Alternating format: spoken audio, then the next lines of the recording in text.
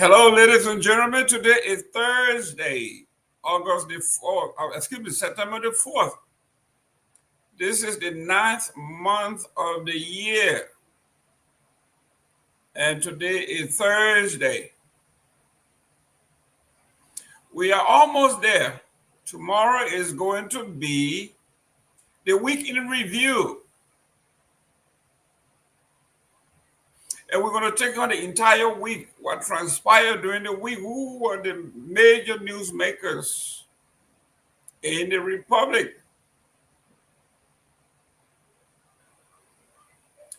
Today, as you can see, I'm wearing another bow tie. This is day number 4.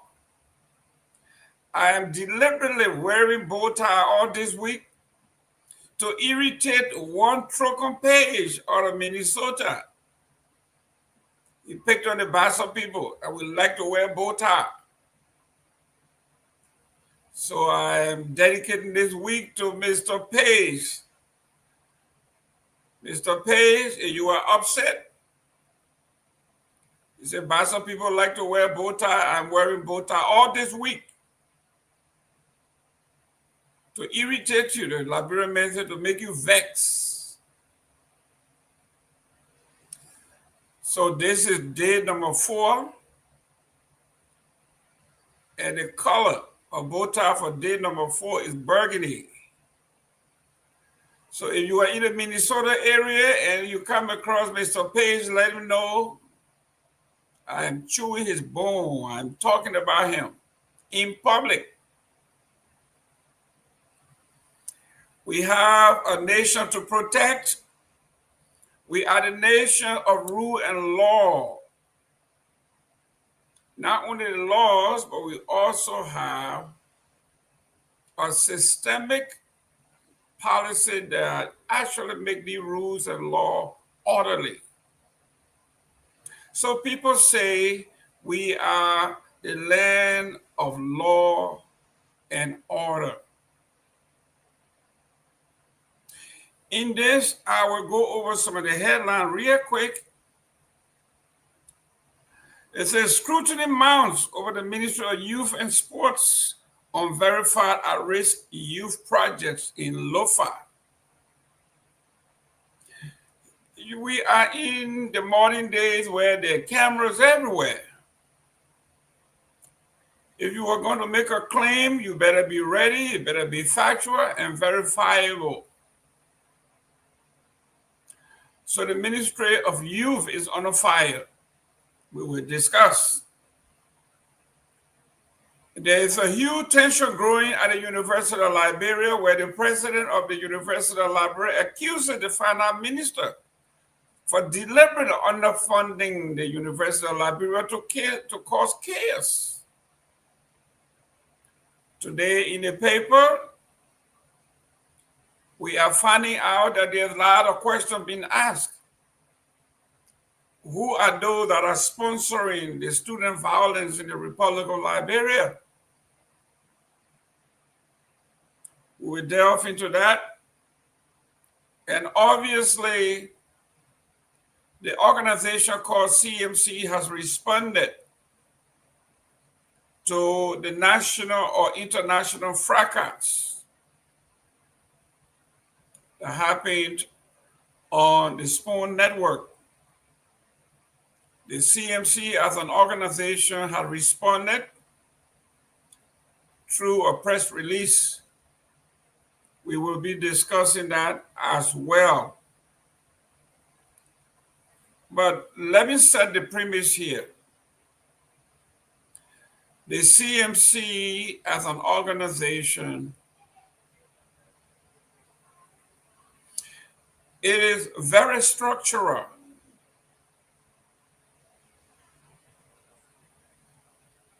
And we have a straight chain of command. As an institutionalist, folks have been asking me, where have you been? Why haven't you spoken? Why haven't you said anything? As the vice president for administration CMC USA. As an institutionalist, I waited until the organization itself has spoken.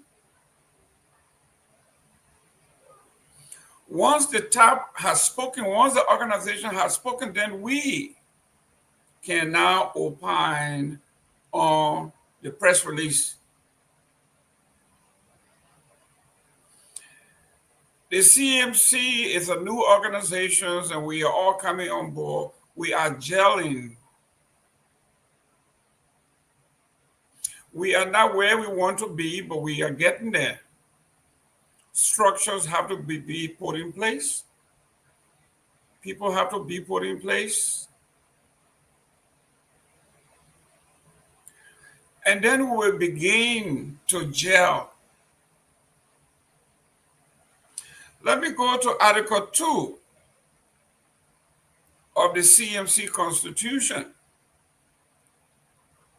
Article 2 addresses the purpose, the objective, values, and ideology of this organization.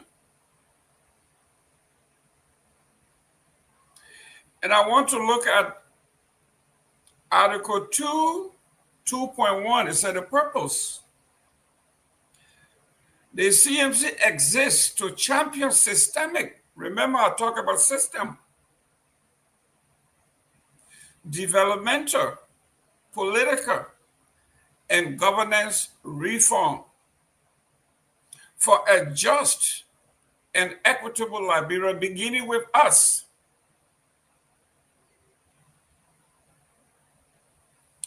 And I will jump over and go to Article 2, 2.3. And it has to do with values. The CMC values to which we all subscribe as members of this organization. And it reads verbatim: the CMC values are integrity, accountability, transparency, equality, social justice, and national unity. So let's speak to our values.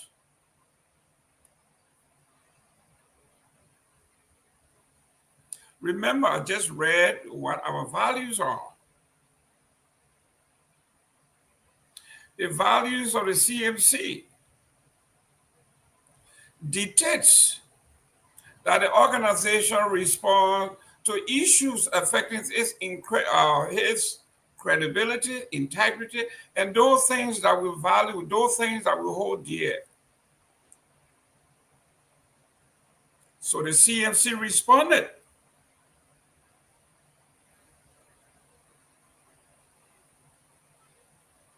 What happened on Spawn between Dr. Richardson and our sister, Miss McKay, Jackie? It was unfortunate for two accomplished colleagues. Jackie is an accomplished woman in her own right, in every way, in real estate, in politics. Everything she has ever done, she has excelled. We respect her for that. Dr. Richardson, everything that she has done, she has excelled. And we have to respect her for that. And both of these women may be on the front line, are the arrowheads to bring systemic change to our country. At some point, they will be partners. As we speak, they are partners. They all both want to see our country trending in the right direction.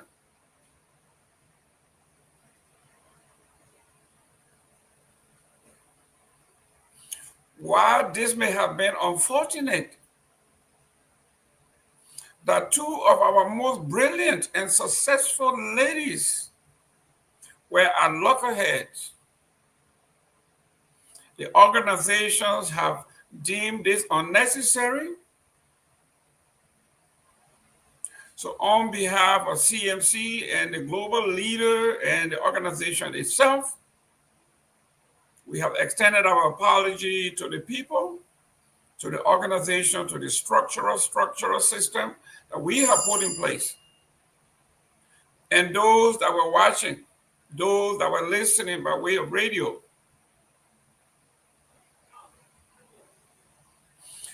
and this says a lot about who Musa Ability is. As the man who wants to serve as the father of a country,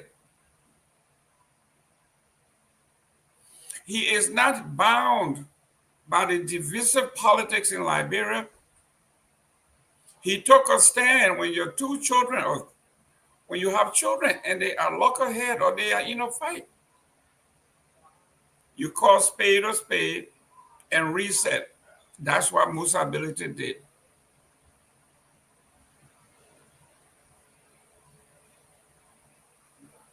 On behalf of the CMC,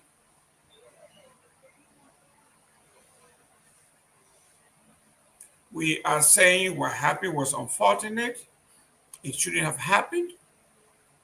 And I know for a fact that Dr. Richardson that I know, if this particular episode were to replay and she had an opportunity to respond, she will respond differently.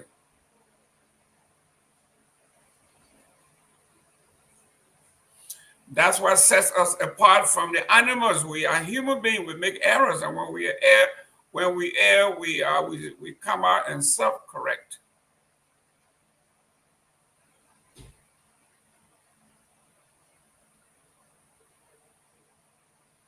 I will read 2.3 again. It says the CMC values are integrity, accountability, transparency, equality, social justice, coin towards national unity. These qualities are lacking now in our leadership.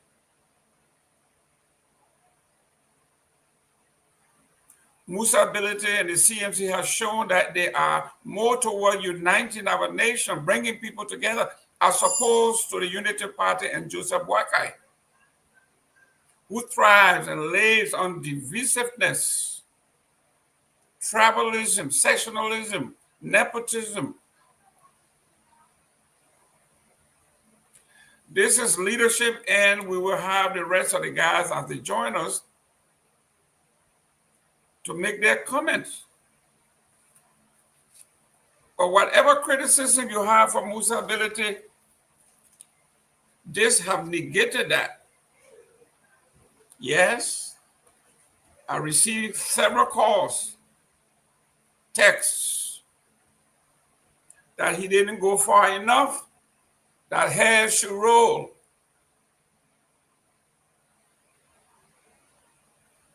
We do not want to throw the baby out with the bathwater.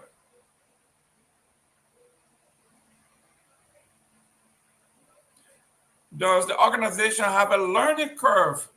Absolutely.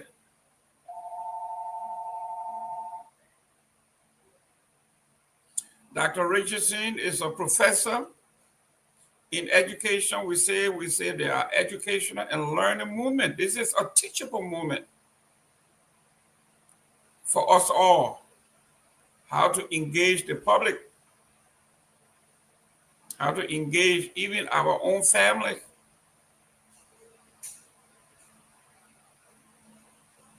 So, ladies and gentlemen, you have heard and read what the CMC said about the episode on Spoon. I want to commend the CMC, the chairman of the party, the political leader of the party, Honorable Musa Hassan Ability, and the leadership on the ground. This was not a decision that was made in a vacuum. The executive committee, including Grace Garguah, myself, and leadership on the ground, decided that this was the right way to go. And I'm very proud that I'm a part of an organization that if I did something wrong or misspoke, I will be duly corrected. Not with viciousness and vengeance, but with critical thinking and what's best for the nation, for the people. I want to salute you. A new organization that is less than 7-8 months is showing national leadership and pride. I am proud to be a member of an organization that does not hide from its own responsibilities. They were not jiving, they were not dodging, they were not weaving, they were bopping. They said what we did, what we saw was not right, and we apologize for it. And hopefully, this will bring this to a close. Thank you very much, CMC. Now, let's go to national issues.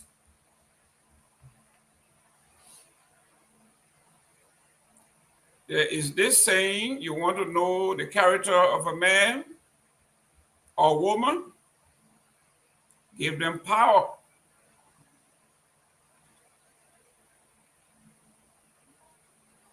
There's a gentleman that I interacted with several years ago up to the last election. His name was Josiah Jokai. Josiah Jokai was the guy who was gung-ho on rule of law, civility, ethics, integrity, accountability, transparency. That was Josiah Joker during the elections. Josiah Joker once told us that he would not accept President Myean as his president because all of his values were violated by the president. And he wanted to bring in a government that would live by the rules and ethics of modernity.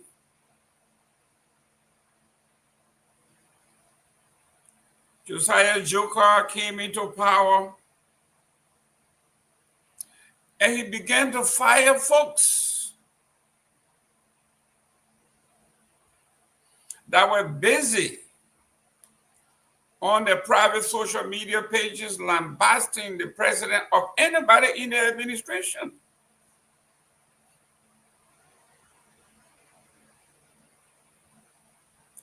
Josiah Joker was on OKFM telling another colleague of his that he has a PhD and nobody should question him when it comes to the numbers.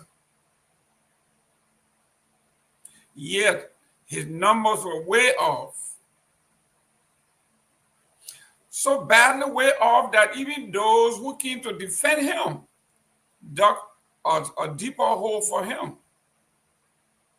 Josiah Joker said that he is in charge of 105 entities, to include LPRC and other entities, only to be debunked by Mr. Pewee on the scene OKFM. The LPRC pays her own payroll, manages her own payroll, and she is not part of the national budget per se.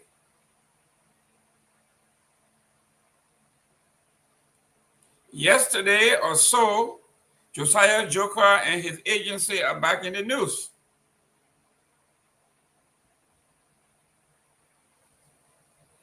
Information Minister Jerome Gayman ordered GSA dress code memo ignored.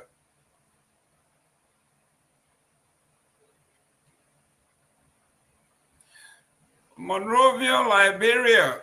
Liberia's Minister of Information, Jerome Pewee, had distanced the government from an internal memorandum purportedly issued by the General Services Agency, GSA.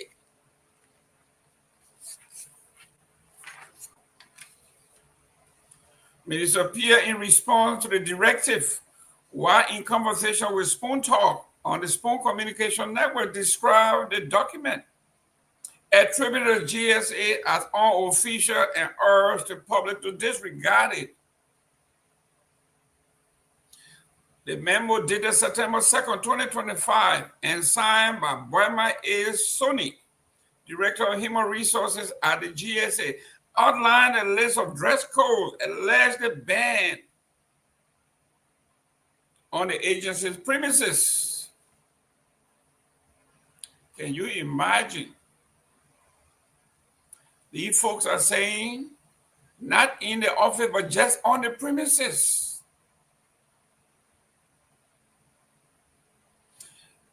It instructed security personnel to enforce restriction on employees and visitors. Even I, who is not in the employ, or Mr. Josiah Jokai, if I went on the premises and the police saw me, they had to enforce the law, including barring me from entering the premises.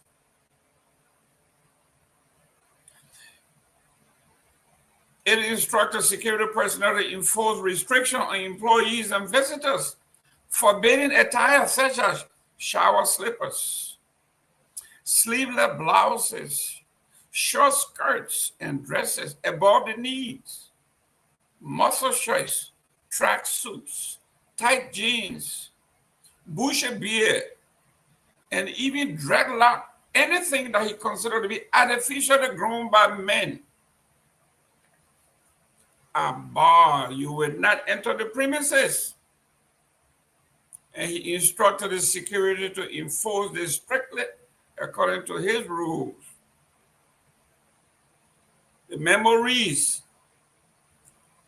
"Dear all, please observe the below forbidden dress codes on the GSA compound. The security staff are strictly instructed to enforce these regulations." The memo stated, listing the 12 categories of banned clothing and styles. The document, which is also circulated widely on social media, then drew public attention before the matter was strongly reacted to by the government's lead spokesperson. Minister Pewee furthered that there was no such government policy, suggesting that the public should not attach legitimacy to the said memo. If the memo from GSA is intended authentic indeed, it should be disregarded immediately, as there is no policy of such in this government, Pierre said in a live interview on Spoon TV. As of press time, GSA has not issued an official statement clarifying whether the memo was authorized internally or presents the personal directive of certain administrators. You want to know the character of a man or a woman, give them power. Mr. Josiah Joker, the agency that he runs, have put up a strict dress code that is akin to what is going on in Iran, Saudi Arabia, the Sharia law, where they have the police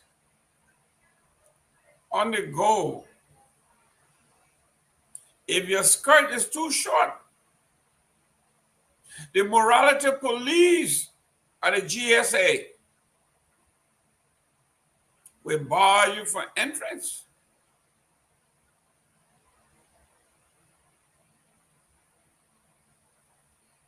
If your sleeves on your shirt were too short,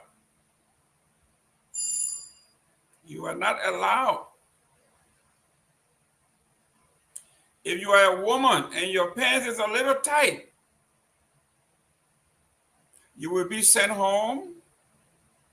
You will not be allowed to enter. You got to go and change. The GSA has introduced morality police in the Republic of Liberia.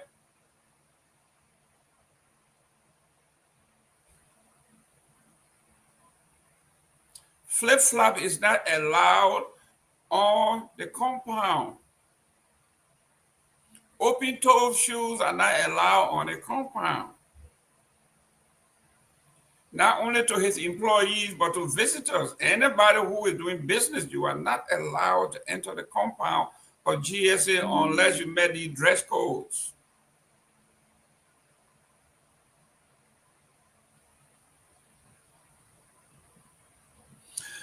Any man who has bushy hair or beard like mine, you are not allowed on the compound.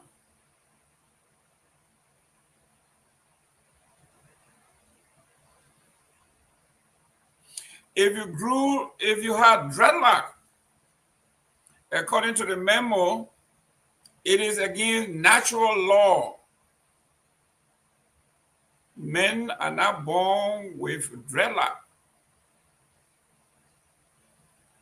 You will be barred from entrance.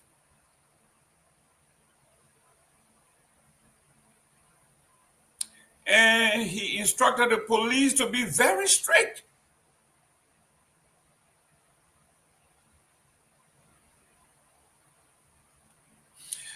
I want to take my cap out to the Minister of Information for being swift and laying out the policies of the Republic of Liberia that honor our Constitution. This is illegal and unconstitutional.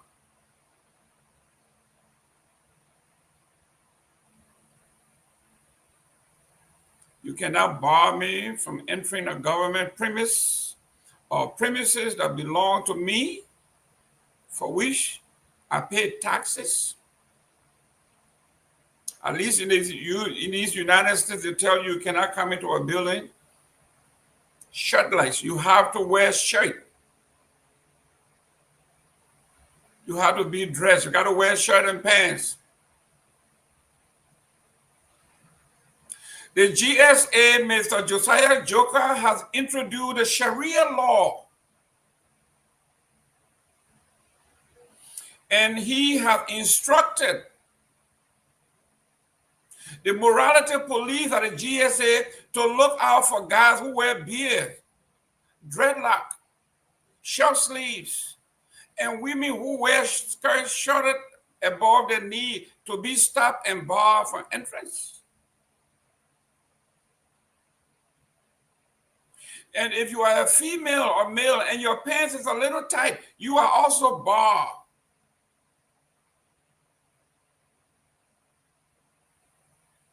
If you wore dreadlock, he says it is unnatural for a man to wear dreadlock, and the police should stop you too. Let me welcome Victor Nagbe, Chief. Welcome to the show. Thank you, Mr. Gayman. It is good to be back. Glad to be here. And let me also say what's up to our audience. It's good to be back with you. I was getting ready and I heard you reading the CMC reaction to the Spoon Network, incident. So I might as well hop on it right away because I think we said a lot about it yesterday, and there is a lot of expectation. So I'll just go ahead and clear the air as you did. So I came on here yesterday, and I prefaced my remarks by saying that if I were Dr. Richardson, I probably wouldn't have reacted the way she did. However, I felt that there was a setup, an ambush, and she walked right into it. and I indicated that at the beginning of the show for almost an hour, she kept being badgered by Mr. Witherspoon, and then the other panelists came on, and they all just like piled on. So I said that her response was human. I also said that I thought we were being unfair to take superhuman qualities and impose them on, humans, superhuman expectations. That was yesterday. So the party has met and deliberated and has taken a position. And the position is one of an apology and regret, and apologize to Miss McKay, apologize to the Spoon Network, apologize to the Liberian people, and apologize to our supporters. That is my position as well, and because that is also the position of the party. Having said that, I'm going to take my own advice, as I wish Dr. Richardson had done, and walk away from this. I've said enough on it, and that'll be all from me on that matter. But it's good to be here. Great. Great to hear from you. If you were in Liberia at the GSA, you will not be qualified to go in because you get bushy, you get beard. You will not be allowed to enter the GSA. Let me welcome Dr. Peabody. Dr. Peabody, look at you. You ready for GSA? You clean shaven? I'm not seeing no muscle. So look at you can pass that muster. You can visit the GSA. Welcome to the show. You are muted. See you, and good to see Mr. Nagbe and everybody. What our audience, welcome. Dr. Peabody, what's up, my brother? Good to see you. Good to see you. Look, Same here. Amy, I don't even want that position at GSA. They can take it as long as they want to do it. You restricting people how to grow their hair and all of that. You can. Yeah, I think a lot of our kids around here will not work in that environment because they not work. You can't even enter the compound. They told the police you can't enter. You're not enter the compound, and stuff like that. Forget about looking for a job. You're not It reminds me back on the day when you had to go on a mission, right? Yeah, go on a mission. You gotta do your hair a certain way and stuff like that. Now these kids around here, we pay almost $50 every 2 or 3 weeks for them. They want their hair a special way. They got right. So, and one thing I learned in this country, you don't restrict people's hair. It's one of the most, you don't just tell people how to fix the hair or how to do and stuff like that. We got some of the most educated people. You see the hair. Look at Cornel West. Look at Cornel West's hair. Yeah. And other people, So I don't think the hair determine the person, they may have dress code, but I think they went too far instead of restricting people that you had to pay. You can hardly pay it, and you expect them to be dressed up a certain way when they don't have to pay. Some people making $70, you expect them to use that money to buy food. That's a whole new ball game. But let me just say that you read the CMC form. I think that's the person most ability is. I think, and that's what CMC stands for. Leadability. I think they acted very, very mature. What unfolded was bad. And I think I hope other parties, when it comes to them, they will take that lead in responding, and because it takes only a real responsible group or a responsible person to admit and say, "Look, I wronged you." That's the best thing to do, and I think it shows the maturity of the party. It shows the maturity of the leader, his ability, his willingness to go that far. I think it's important, to say, I hope others can take cue from Chim ability. I think Chim ability is indeed, he doesn't. I mean, I can reference back to even his own son.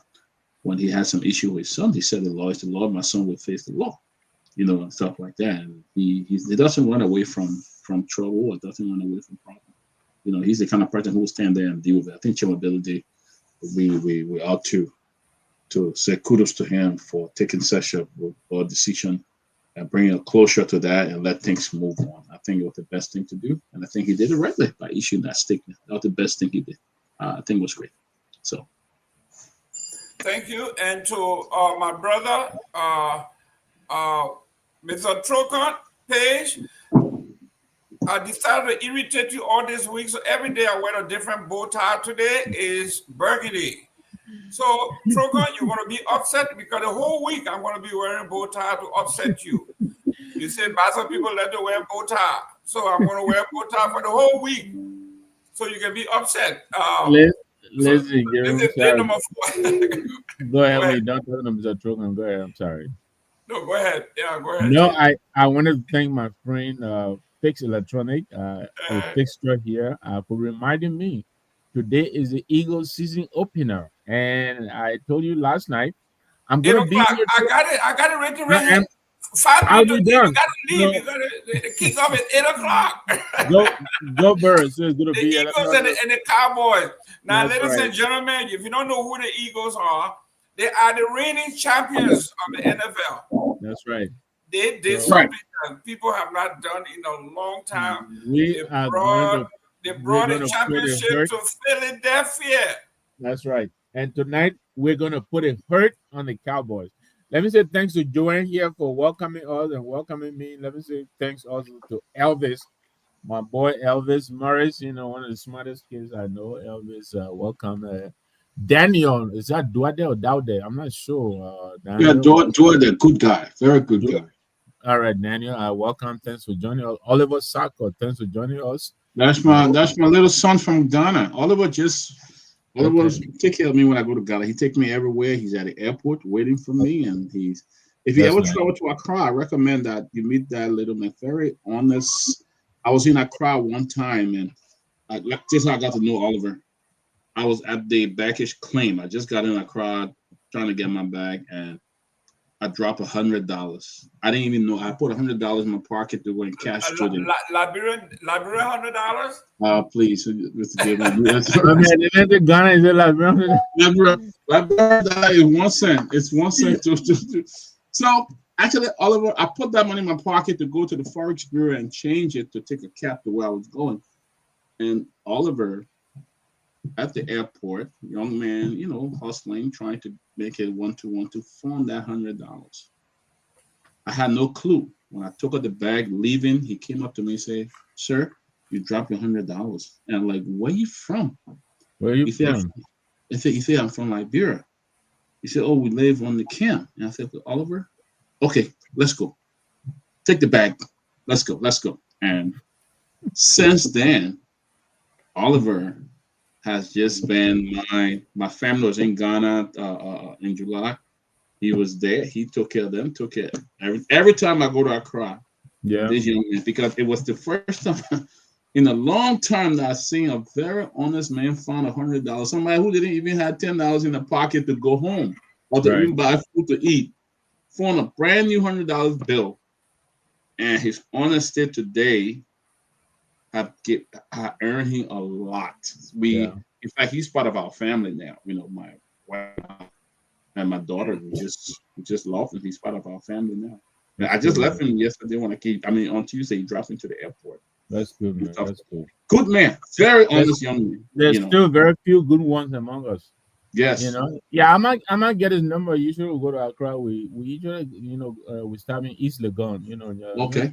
For years. Oh, he will. I'm telling you, this young man is so honest that I don't have a problem. So I land and get up at the airport. I give him all my bag. Every bag I have, Oliver controls it. I'm going out to eat. He pays and everything. I don't have a problem leaving anything with him when it comes to. He's very, very honest young man. So he has become our son now. So we love him and we support him. I love to have his contact, Dr. People. I love to I'll definitely do that. But very good kid. Somebody you can rely on. Yeah. Absolutely. Excellent. Now, the Eagles tonight, they're going to be giving you your rings and the beautiful passion tonight. Please don't let the Cowboys spoil your night. You can't. They're not going to spoil it. I can tell you that. You see me wearing my green T-shirt? You came in and I said, "Okay, Dr. People, I remember I'm wearing my green pants. I didn't wear green T-shirt, but I'm wearing my." They cannot spoil this night. Excuse me to the audience. I'm sure they're going to put, but I'm wearing my green pants here. It's Green Day. And yeah, it's gonna be interesting tonight. It's a home opener. It's hard for us to lose at the link. So that gives me some amount of confidence. And I'm also seeing the team practice and the way they've been preparing. We retained almost all of the guys from last year. So that is also very encouraging. So we'll see. I mean, the Cowboys, they love one of their best. Yeah, I don't know how that happened. They let passing go. So, I mean, he was putting so much heat on Jalen Hurts. And now we don't have to worry about him. I mean, so we're confident going in tonight. Tomorrow we'll be here talking about that game, I'm sure. Excellent. And if you're down south here, we are all Miami Dolphins fans, and we are looking forward to putting up a good show this year. I haven't heard about them for a long time. My wife is asking whether the Dolphins still exist. They still sit the water dry. Listen, you still got Tyreek Hill? We still got Hill. When you're arrested, you still got him. Listen, the reason the police put him over is he got a funny hair, just like Josiah Joker people chasing. Just like we're talking about hair, right? Yeah. What you doing in that Lamborghini? You stole this car. Your hair looking like that. The police put us there. Hey, who car you got? He said, No. I'm Tyree Hill. On the ground. He got On the ground. He's telling people I'm Tyreek Hill. They're like, so what, man? I said, but who is Tyree Hill? He put on his Miami Dolphins. Oh, come on, Tyree. Let's go. You know, it's funny though. The other time I was traveling, I think back in March. So I had used some of my miles to upgrade to my Liverpool business class. I use my miles and stuff like that. So I come in, I get to the business section, I'm putting my luggage up. The way got kid. Excuse me. I'm sitting over there. What are you talking about? I know you got the money, but I just did my small upgrade. Y'all got the money. The guy told me, excuse me. I'm sitting over there. So you miss your seat near the bathroom, way in the tail section. Look, they don't let you use the first class bathroom. They don't let you put your luggage in the overhead bin. No, you can't do that. Okay. I don't know. They just look at us different. You don't look like somebody will fly business No. or first class. You be there in session J. Listen now. John Ryan from DC to Philadelphia. That almost ain't nothing. That a 20-minute ride. Listen, if you are going to Colorado, if you are going to Vermont, they will let it slide. But you going to PA? You going to Philly? Hell no. Yeah. It's like say I'm going to Newark, New Jersey, flying first class, black man. Excuse me. Yeah. But ladies and gentlemen, welcome. This is a great show. Excuse me, guys, when you are tuning in, please let us know where you're tuning in from so we can send a shout out to your people back there. Right. You see this guy right here talking about Philadelphia. You're talking about the Eagles. On Saturday, he will be talking about Penn State University. These are powerhouses. And then when you come to Florida, we'll be talking about the Miami Dolphins, the Miami Heat. We'll be talking about Florida State University. We're talking about the Gators. We're talking about the Seminoles. So this is who we are. So if you are in any state, please list where you are calling in from, where you're tuning in from. Even if you're tuning in from Grand Bassa, let us know. Because we used to have a team in Bassa called Best Star. The Stars of Bezon. Best Star or the Mighty Sparrow. Those teams are... Sparrow was a strong team. That's correct. So we still have those. If you're from Monrovia, you don't want to call Monrovia, you are IE person, put it there. The Yellow Boys, so we can say that. Or somebody calling in from, Lone Star took 3 versus, Lone Star beat Tunisia? It was a beat Tunisia. Tunisia whipped them. The last I heard, Tunisia up 2-0. They whipped Lone Star 3-0, man. Or the Lone Star took 3-0 versus, Sex Electronic, you might be speaking crew. The way you make it sound, I thought Lone Star won a dance to be told that we just got whooped. It's all right, we're getting there. But ladies and gentlemen, we have some great show for you when the rest of the guys come. Mr. Nagbe, something that is trending in Liberia. The University of Liberia, the president has gotten down to business. She is saying that the Minister of Finance is deliberately underfunding her budget to make her fail. And then the Liberian investigator went a little further and began to ask, who is sponsoring these students' soup? Who is sponsoring soup? Student party facing scrutiny over chaos at the University of Liberia. They have gone there and done what the Speaker Kuhn did to the Capitol Hill. They took a welder on campus and broke the president's door. They took a professional welder with them and unzipped the doors from there. The audacity of these people that call themselves students. Yeah. It's the same group that left the university campus, went to LFA, and went to arrest the LFA chief. Can you imagine? Raji. So the question they're asking, who is sponsoring the soup? And this is written by David Major. He says that the University of Liberia remains the country's largest hub for developing talents and leadership. Like its students and faculty, many agree that it is time for the institution's condition to improve and align with contemporary realities. While this belief is widely shared, the questions of how remains unresolved. It calls for not just words, but practical action through collective effort, including student participation outside of the classroom. However, student advocacy, though vital, have increasingly been overshadowed by politics that extend beyond the campus, often culminating into chaos and vandalism. This remains a serious obstacle to the progress that we all sought. Who is supporting the soup? The Student Unification Party is the largest student political group at the University of Liberia. A frequent disruption of academic activities such as calls for the resignation and removal of the university's president have raised questions about who is backing the party's leadership and members. SUP militants besieged the Capitol Hill campus, broke into the office of the president, and demanded her resignation. The group used a welder who reportedly acted upon the desire of the leader. The SUP chairman, Sylvester Pewee, accused Dr. Myean of corruption, neglecting the university's issues, and receiving an extensive salary and benefits of $15,000.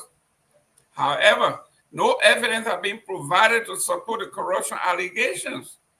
The university, a state-owned institution funded by legislative appropriation, continues to struggle with chronic underperforming or underfunding that leave long-standing problems unresolved for poor infrastructure and lack of maintenance and amenities and the disparity in staff salary. In March 2025, SUP stormed the headquarters of the Liberian Football Association, demanding the resignation of its president, Mustafa Rajah, over allegations of corruption and non-citizenship. The militant damaged property, injured staff, and forced Rajah to go into hiding for days. Mr. Nagbe, are we a nation of laws, or we are a nation of strong men? This is unbelievable what these people are doing. Yeah, and let me open with a full disclosure. I come from the student activist community. During my day, I and my colleague, we founded the Democratic Union of Students, the current legal advisor to the president, Bushuben Keita, was the candidate we selected that year. And so that's how I even met my wife right now as well from the student activism. I was one time vice president of LINSU, the Liberia National Student Union. I was vice president for international affairs. So I appreciate the student activism, community. I empathize with them. They usually speak out for the plight of the students. But it has to also be said that there are some of our brothers and sisters who have made themselves career students. You're talking students who go for a 4-year degree and take 10 years and they still at the University of Liberia. Why? In this country, they will audit the university and close it down. Because first of all, when you are here, you're on student aid. That's money that is wasted. 10 years you are at a university, you can't graduate. Some of these brothers and sisters, they have absolutely no business being at the University of Liberia. And I wish the government would look into that and expel some of these people. Some of these people go over there and make a political career out of just making so much noise at the university. Where does the University of Liberia student, where do they get up to go and attack the offices of LFA? Renji. What is that? What does that even have to do with the University of Liberia? Why? Is did the president of the university set her own salary? I don't think so. If they're angry, let them go to the legislature or go to the executive. Why they taking welders and going to take the woman's that's vandalism? All those people involved should be charged. They should be charged and sent to court and sent to jail if they have to. That's not activism, that's vandalism. We have to draw the line. Now, I'll be honest too. There are a lot of us who came out of the student activism community who are in this government right now. The president, political advisor to the president, Samuel Kofi Wood, he came out of the student community. Alari Toba, he came out of the student community. There are a lot of them. The Garguah right now, who is also the fundamental, they all came out. It will not be a stretch to say they still have linkage to the student unification party. And if they do, they need to tell these kids to knock it off. They need to tell them. I hope they are not enabling what they are doing. And I don't know them to be those kind of people. I know Alari. Alari is a very sharp, very, very sharp fellow. He's an activist. He stands for what is right. I don't think they have a hand into what is happening. I think that's a good question. We need to find out who are the people who are emboldening these students. They're attacking people's offices and everything. That's vandalism. That's not activism. Let's not confuse it. Let's not. So some of those people, they need to audit their academic records, and some of the people who are stayed, so they need to expel them. Let them go somewhere else. They need to leave the university. They don't belong there. They don't. So it is very unfortunate. But the university president, the salary, the woman negotiated a contract, and her salary is set, not by her. They need to call on the government to fund the university. The university got $33 million. I think it's going to budget. What is $33 million going to do? The president alone got, the speaker and all the people, 5 of them combined, they got over $11 million out of the budget. The speaker, the vice president, the deputy speaker, the president, there's a lot of ways that could be applied somewhere else. So the problem is not with the university president. I think they're looking in the wrong place. But I said it here and I said on the network that this president, her success would not come from her looking to the legislature or the finance minister to fund her.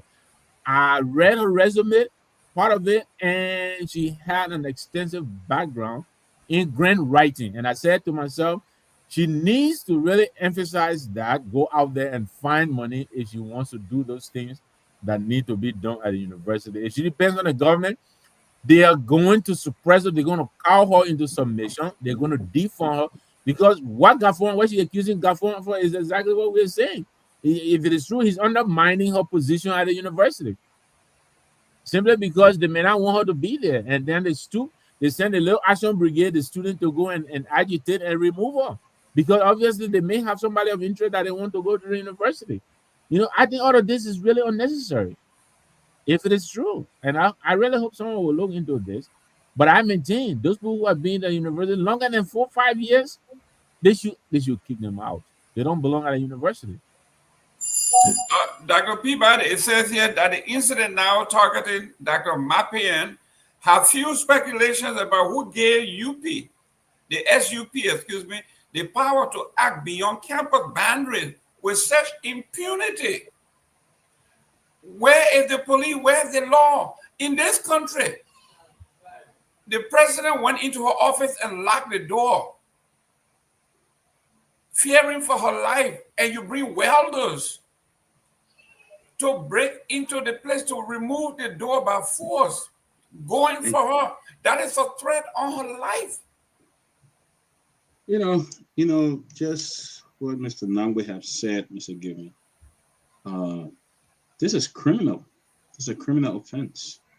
Buckery, you going somebody and busting somebody's door. I absolutely agree with you. It's criminal. Yes. And the thing is, my fear is this lady who come with a lot of experience. I think she come with the honesty of wanting to build a university and restore Liberia. And my fear is that they will discourage her and she will run away. She was like, I don't want to be part of it. I don't know since when the student is the one who decides how much a president of a university make. I don't know. Maybe only in Liberia that happened. Only in Liberia that would happen, to decide how much to make, and it is wrong. But universities should have a whole security detail. They should have a whole police force, university police. And I know University of Liberia had that in the past. I don't know whether they have that now or they just sat there and let people do their own thing. But for these students to go with a welding machine to break the door, so there is saying that the president is not even protected at the university. Her office, the president of the university office, the student can go there and do it. I think it's sad for our country, and that's why we see a lot of our young people. Like Mr. Nagbe said, I have been to that university more than 7-8 years. Who stays in university 7-8 years? They are overgrown for that university, but they don't want to leave because they want to be part of that noise, soup, and this chanting these African freedom stuff, Luther or this and that. But this is criminal nature. This is a criminal nature, to have somebody there. And every time the serious ones, their education is disrupted by these children. Every time the government delays salary, they jump there again. If they won't happen, how much $15,000 to pay somebody to be president of a university that they're going all over the place trying to bust through? I think it's a different motive. I don't think it's about how much this woman make. It's about people who probably don't like this, because when these people come in, they are very straightforward. They tell you how to feel. This should be it. That should be it. And other people who have been sitting in that area forever and don't want any change, they'll try to undermine them to do things to sabotage them. Our university is suffering. The building up there that she talked about, that needed $3.something million to be renovated. Okay? The budget, they gave her only $33 million out of the $40-something million budget. Look at the University Liberia budget. Then we talk. The University Liberia budget should be at least $80 to $100 million. It's not even there. This lady will write grant. She will use her network outside to do things for the university. But what I'm seeing now, look, they will continue. If nothing is done, if these children are not persecuted, those who went in there and bust this woman door open, I think they should be automatically expelled from the university. They should be persecuted, because this kind of nature for university. What do you hear this happening in other universities around the world? Every month there's some kind of demonstration going on in university.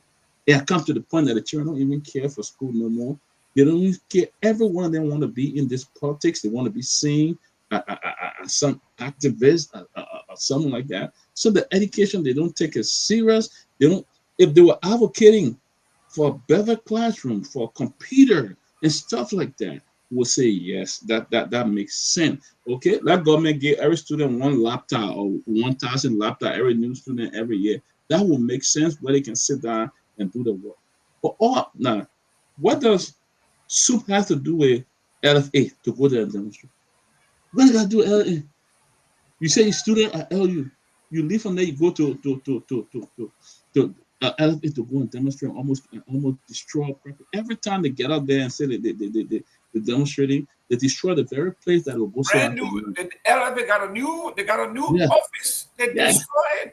Every time they say that they're demonstrating, the very classroom that they will sit in to learn, they go and break the whole thing. Is that the way of expressing your displeasure? Is that the way of showing it? And the police sit there, they do nothing. In fact, the police is not even equipped to deal with these kids. You send 50 policemen there, none of them got a gun, got anything on it. Like, man, when you don't have a gun, they will not be afraid of you. They will not be afraid of you. I'm not saying they must shoot them or do something to them, but when you don't have gun and things, they will not be afraid of you. See what happened in the university now. This letter will be discouraged and leave. Who else you will bring there? Look, my in-law, Dr. Emmett Dennis, when he was pretty late, he said, he came out one time, was sitting to a house in New Jersey, and Dr. Dennis said, the university got a long way to go. He said, we do have funds to give students scholarship. He said, but they don't want to apply. They sit outside and demonstrate all day and talking politics, reading big books and yelling all. But we tell one of them sit on the computer and apply for some of this grant to help them at school fee, they can't do it. They ain't able to do it. And we see a lot of graduates from the University of Liberia today that pretty much know nothing. Nothing. Our young people, those who are serious are being suppressed by these children who continue to disrupt classes, do this and continuously disturb. You got a very great president, from the U.S., well-educated, experience. She want to bring light to your university, expose the university. Our university, Liberia, is. I know people don't like me saying it.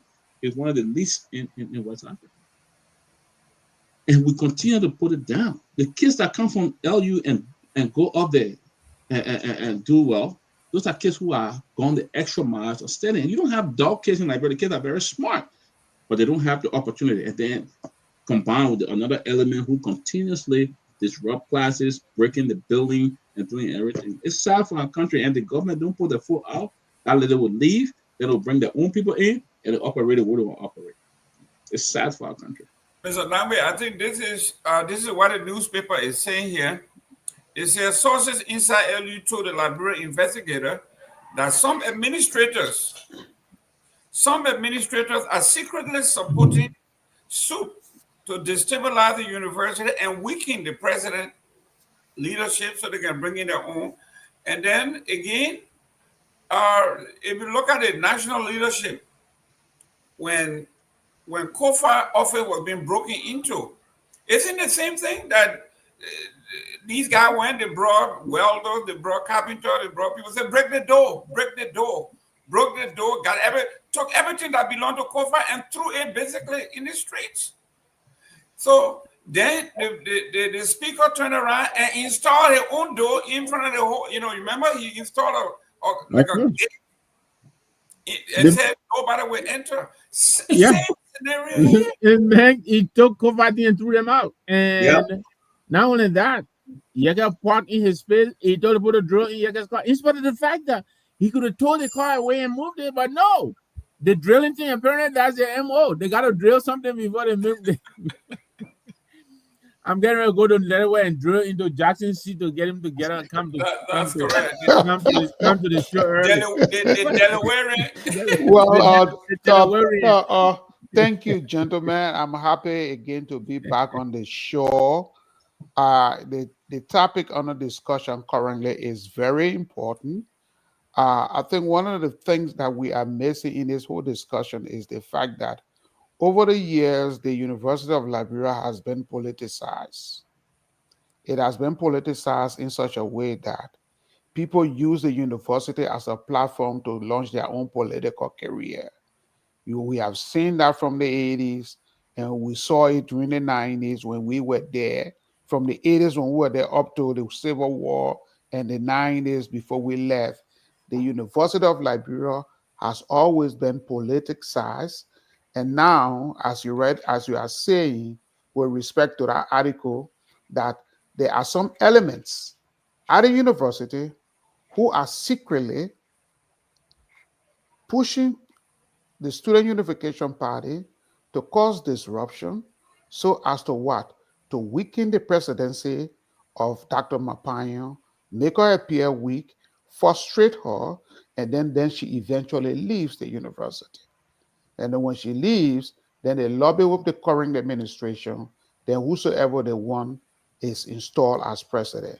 It is sad for our country. This is a bigger picture when it comes to education in Liberia. And no matter the reason why we see a lot of our college graduates, they leave the university, they cannot even compose a formal letter of application. They cannot even write their own resume. You understand? So all of these things play into the larger issue that is affecting our country. We have lawmakers who are lawbreakers, but yet and still everybody thinks it's normal. Everybody thinks it's normal, and it is just sad that we have a country where we don't even have a system in place to do anything. Everybody does their own thing. And then we do the same thing over and over, and then we expect different results. It is sad. It is sad that the university is trailing down this path, but it has been trailing down this path for a very long time. And nothing has been done to rectify and correct the situation. And so people use it for their own political gain. Mr. Nagbe, I decided to invest in agriculture, rubber, cocoa, and all this stuff. So I got people working, and I decided I was going to send one of my nephews to the University of Liberia to major in agriculture, to come home and take over, and all that. The kid, man, that sent 2020. He's still a freshman. Yeah, that's what we're saying during the So, and I'm not mocking you, but your cousin. Yeah, he can't get one straight year in. It's not unique. It's not unique to them. Some of the people at the university who you see under the palaver, they don't go to class. Some of those people are not even registered. They're not in any class. And I'm sorry. I know I'm getting messages here to stop mentioning my brothers, Larry and Kofi and the rest of them. We have to, because I have to, because I know that they still have some influence with the Student Unification Party. I'm not putting any blame on them, but I'm saying they should help the situation and make the kids to understand that their futures are going by them while they're over there agitating all day, and sometimes for causes that have absolutely nothing to do with them.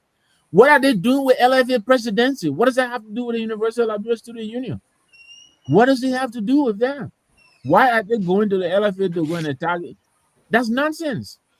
That's really nonsense. So this is what I'm saying. Most of the kids, absolutely. What they need to focus on is go and organize sit-ins, sensitize our people, go and make the legislature ungovernable. Let them audit those people at the legislature. That's part of their responsibility. That's what the student union is supposed to do. That's what Linsu did, to conscientize the people to stand up for their rights. They're sitting right across the road, and the people at that legislature, they're stealing millions and millions and millions of money that we don't have.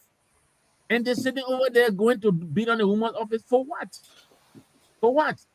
To me, that is a lack of understanding of the issue. They don't understand the people who are really suppressing them. They're not the university president. Go across the road. That's what the problem is. You always ask, why does the chicken cross the road? That's why they need to cross that damn road. Go to the Capitol and organize sit-ins, make that place ungovernable. Where could you end up getting $100,000, $150,000 in addition to getting what? $45,000 every 3 years, in addition to taking home what, $15,000 every month for doing what? That's where they need to focus. I think right now, they're missing the issue, and I'm very disappointed in my brothers and sisters. They're supposed to be the conscience of society, but right now, I think they're really missing the mark. They're but I think it's organized. I don't think. Yeah, but Dr. Peabody, look at this. Yeah. Is it from within the administration, right? Other sources claim that the government officials provide stopping.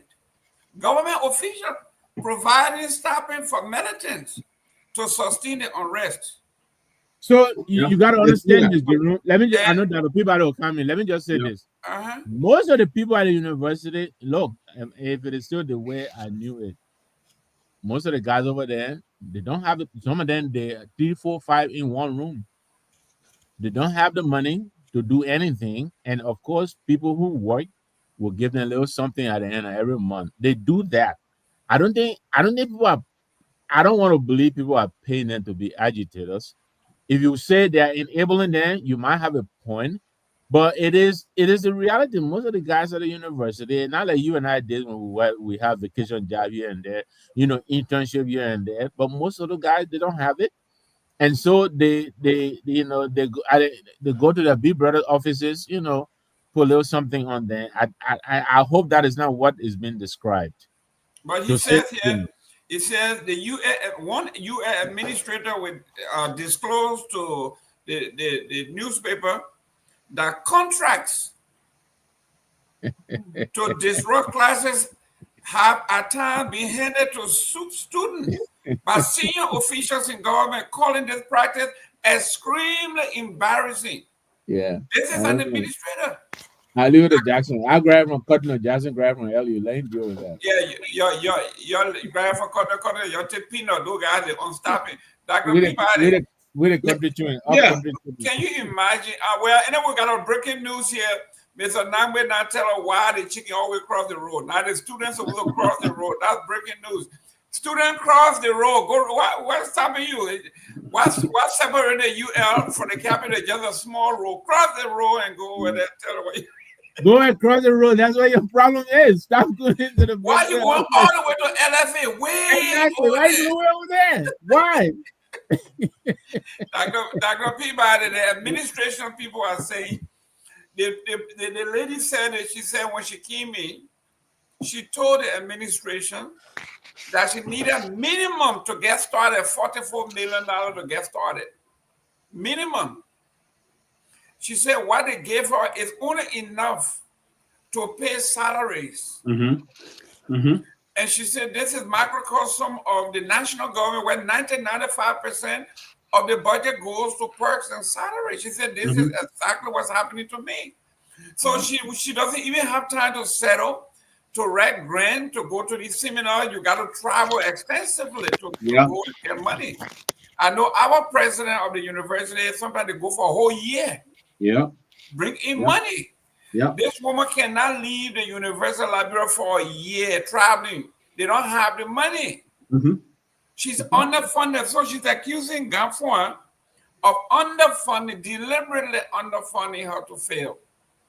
So there's a section of the government that brought her in, and there's a section of the government that do not want her. They want their own people there. So they want to make it almost unbearable that she would just quit and leave. It looks like this is a strategy here. How do you go to somebody's office and the person got an iron door, you bring welder, and they weld in the door of the... I mean, where is police? These people where the security in the campus? Exactly. We are talking about brazen. These guys know somebody backing them. You would not, you would not do it. She would not do it. Victor would. I wouldn't do it. Somebody got to be behind that. Meanwhile, the National Police Headquarters is just a stone throw away from the main office of the University of Liberia. And the police will walk. The police will cross the road too, right? You guys are looking at the irony. We think that we think that one of the young kids are violent in that country, but the adults too, they are behind it as well. They encourage these kind of things. Go there. You go to a door, even break it down. You don't even make sure you break that door and scare the hell out of her. If the speaker of the house can do that, you understand? Thank you. Thank you. And the speaker of the house can do that. We saw that thing on national TV. Every time I see it, it reminds me of how President Doe was butcher and put on national TV, YouTube, all over the place. Every time I see that video, the thing is, these people are aware, they know what they're doing. They're just trying to scare that lady out of there so they can come in and have it. It doesn't matter. She's not from Liberia. She's married to a Liberian. She's married to a Liberian. It's complete hooliganism. And it is sad. Yes. It is sad. Very sad. Look, and the allegation that the Minister of Finance is deliberately refusing to fund the university with the hope that this woman will not be successful. Yes. That's a serious allegation. And that's his school. He And graduated from there. And I just said it. Most of the guys at the University of Liberia, they use the university as a platform to gain national notoriety so that they can get lucrative government jobs. Yeah. That it has happened in the 80s. That's it, from the 70s to the 80s, the 90s. We are in the 21st century. It is still happening. Garguah was once a former student of the University of Liberia, also student union. He also decried Charles Taylor, and I remember I was in that hall when Taylor had his the 2024 conference, a Liberian conference at the United Conference Center. 1994, you mean? Not 1994. That was not 1994. I think 1997 or 1998. Okay. Garguah went on the platform and accused Taylor of globe-trottering.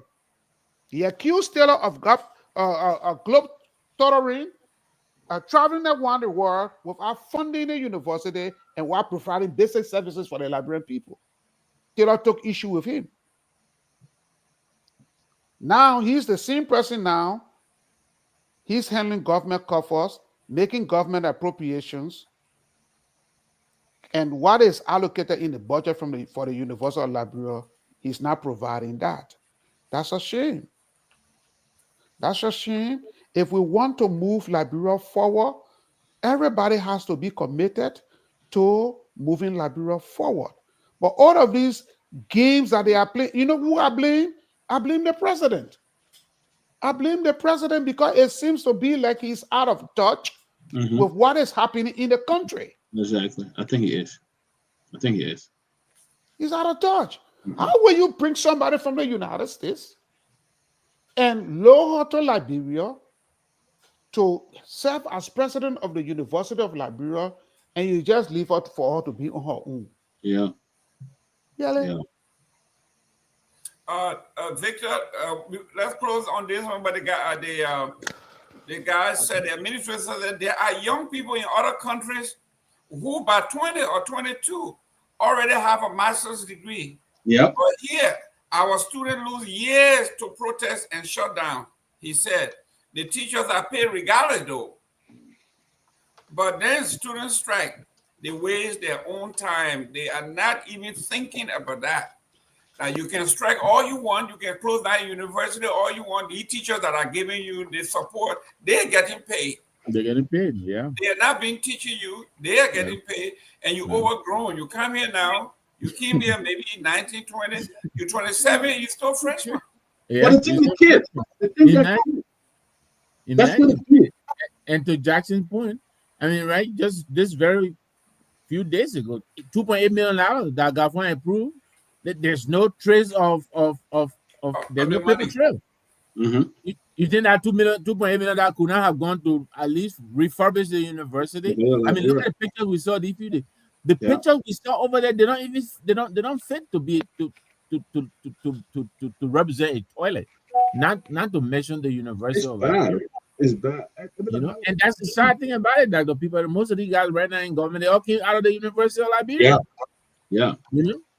Few years ago, they were all demonstrating for better facility. You know. So you know, I mean, I agree with you, Jerome. I think our brothers and sisters, first of all, they need to work on identify the source of the problem.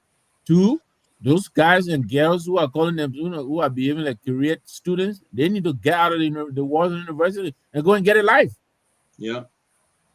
Go and get a life, get a real job. You know.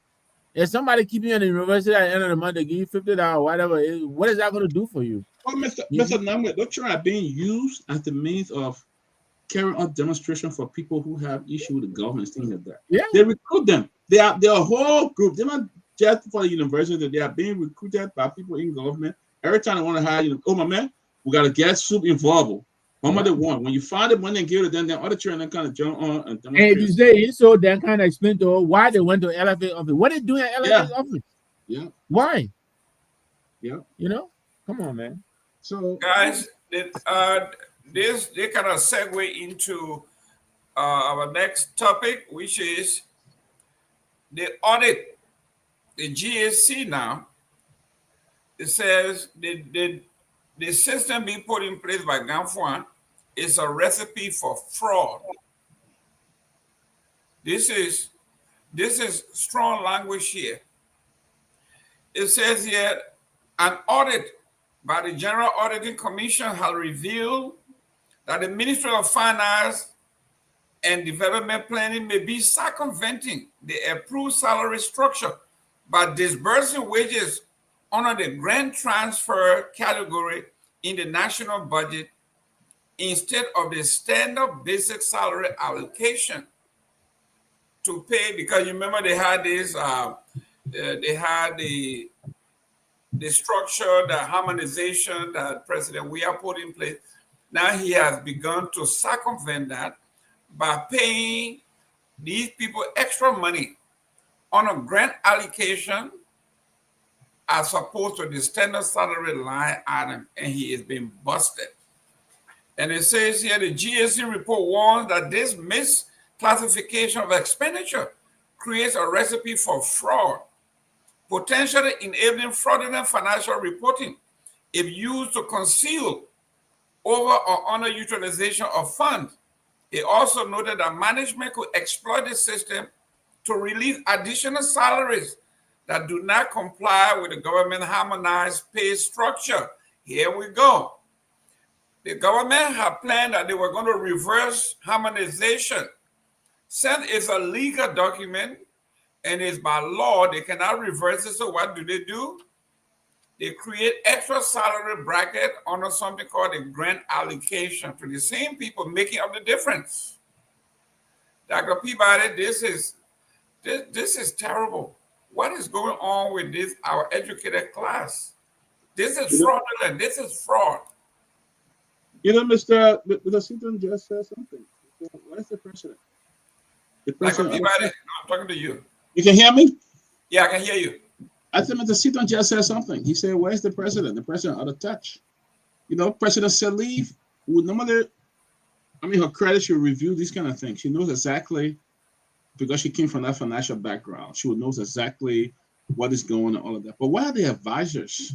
Where are the people that the president has appointed to really report to him and tell him this is what's going on, what's happening in his government, when it comes to the financial aspect of it? It seemed like nothing is going on. And the same thing over and over. The deputy minister for finance was just recently involved in another saga. I think he's accused somewhere there again. This is the same guy who went and fraudulently put there, wrote a contract. It was from the American embassy and stuff like that. And what happened? Nothing. Nothing happened to him. Nothing. So this kind of fraud. If you look at I think the COVID fund, they had some COVID fund. They tapped into that money and took it out, and they can't give account on how it was used. They say, well, used to pay this civil servant and all of that and stuff like that. So look, I'm not really from the financial background and stuff like that, but I think what I know, the little I know, is bad for the country. If the General Auditing Commission can write that report, what should be the next action from the president? If the General Auditing Commission, if you have confidence in the General Auditing Commission, what should the president do? Especially when the Auditing Commission has released such a report, it's damaging. Because it's not coming from any stranger. It's not a user and I say thing. It's coming straight from God. And what have the government said, the president said about this? And they all play deaf ear. They all have played deaf ear. That money is going somewhere that's being misused or in reaching some people. Let me tell you, say, if you put $2 million, the woman says she needs $3.9 million, and then try to look for the other one later on and say, hey, we'll get the other $2 million, $1 million to renovate this building. Do they care? Garguah graduated from the University of Liberia. He's an alumni. He was an advocate. It was true that he became known and he got exactly. jobs. Exactly. It was true that how he got known. True, the same thing at the University of Liberia. Absolutely. Like you got a job now because of that. That's what Jackson was just saying. That's how most of them got into the He took issue with John Stiller. Yeah. I was in the hall as a journalist. I was covering that event. Who talked to him? President said he talked to him. He came back. He served as Finance Minister, served as Minister of Foreign Affairs, served as representative or country director for African Development Bank.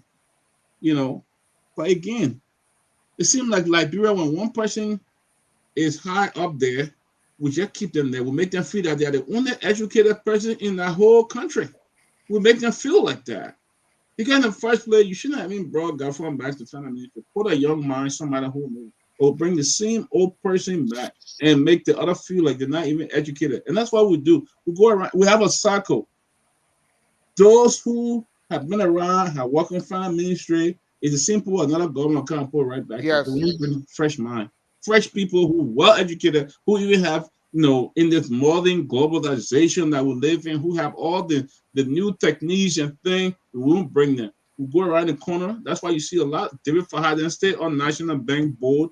All the other people that stay, the other guys that stay on. The late Bronskin called them recycle politicians. Yeah, recycle politicians, because it's that way you have, and there have been a lot of them are functioning in the government right now. They are on different boards. They are having different committees.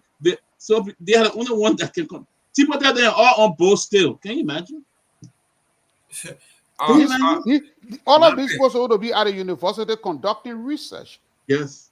Conducting research that will bring money into the university, that will bring grant to the university.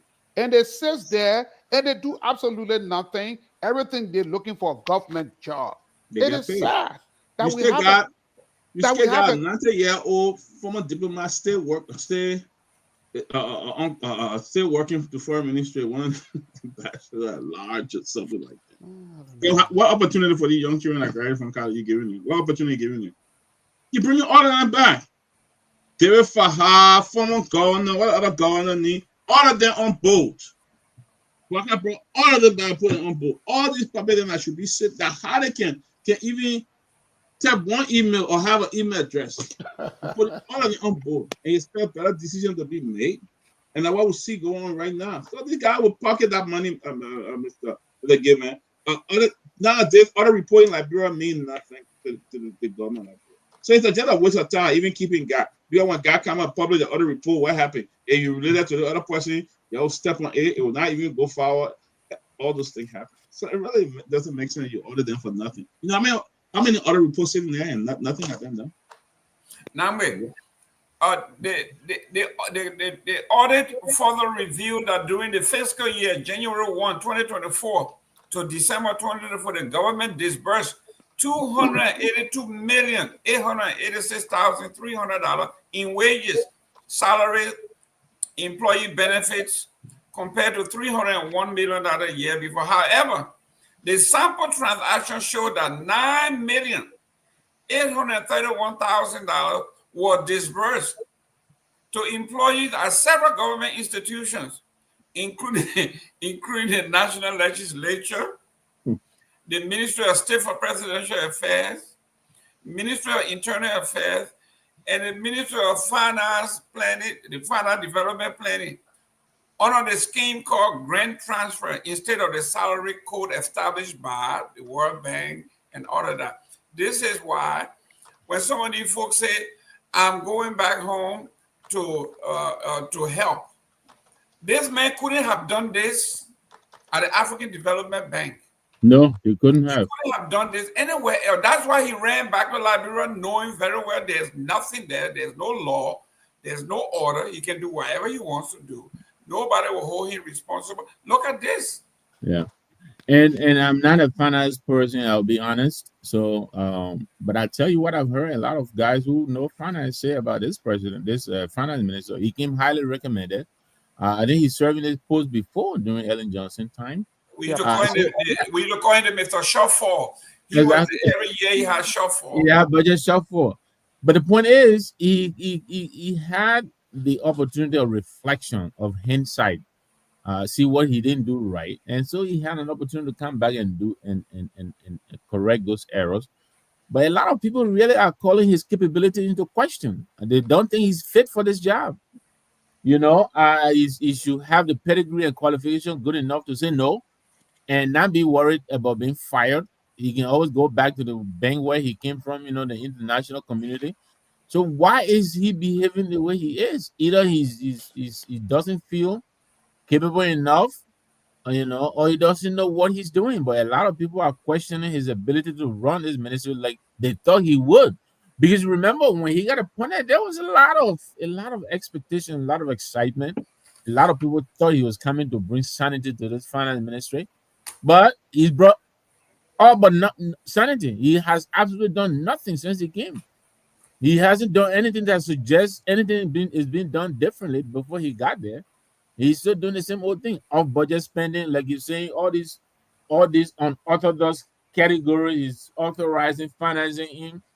$2.8 million on no paper trail, nothing. He just spent money like he's on his mom's farm, and he came in this budget, he maintained the same budget that is consuming almost 88% in salaries and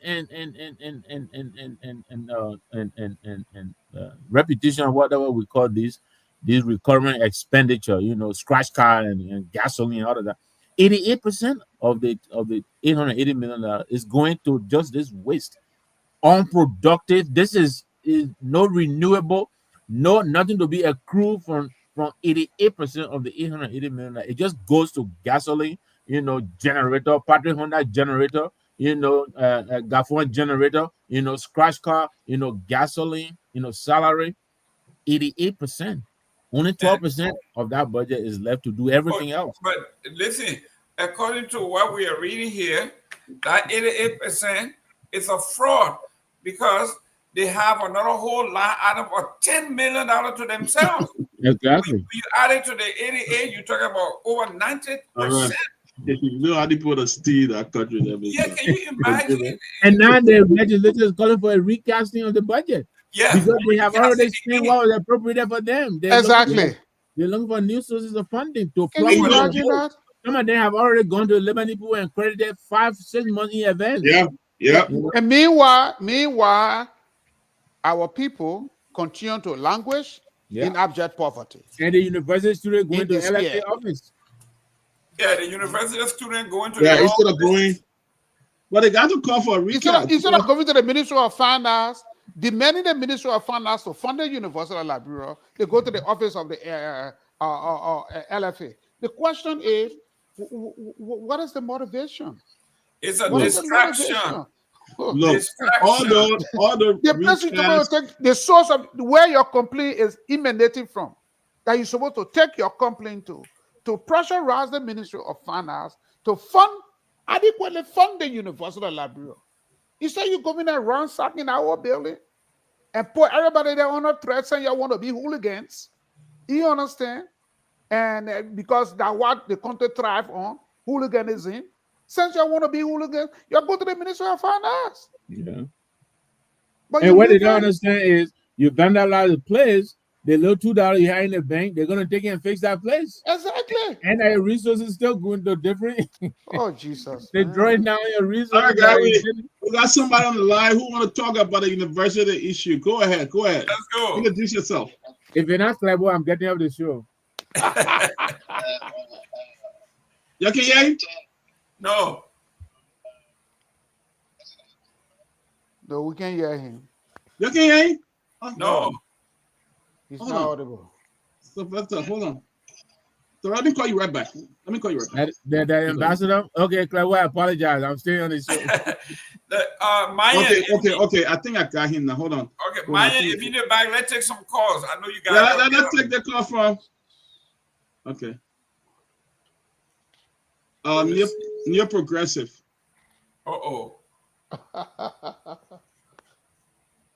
Sylvester, go ahead. You live. You can hear him now? No. We can't hear him. Really? No. Is that what I told you about that button phone. That button phone is Sylvester, we can't hear you though. I don't know why. Sylvester using Huawei. I'm using my phone. I'm using Sylvester's phone. Maybe not my phone. My homeboy got his Nokia. He still got Nokia. Tell him Nokia. Okay, hold on.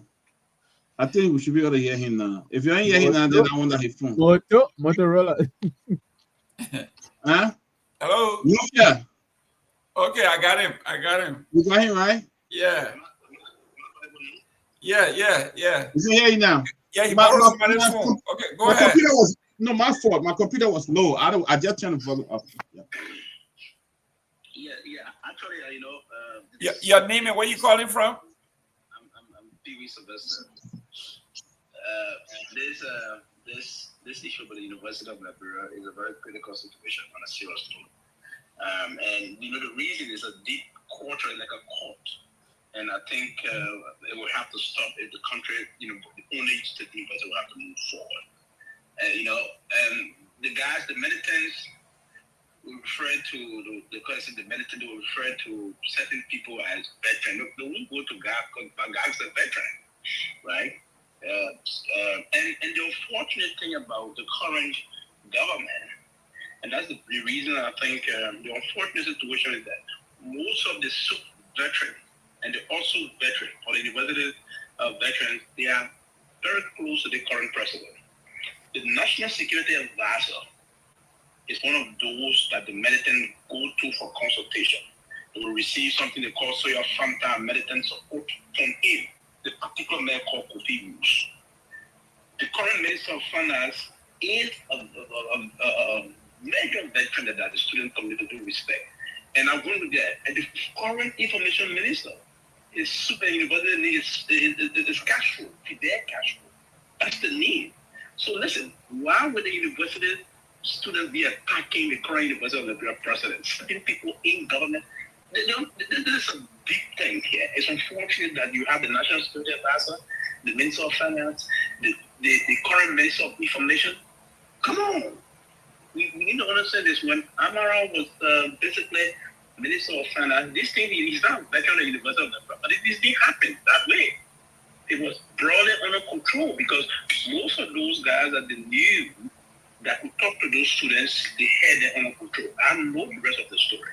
When Amara and James Colley headed the Ministry of Finance and Development, first the Ministry of Finance, then the Ministry of Finance and Development, these things didn't happen at this level. They give the university the appropriate support the university there.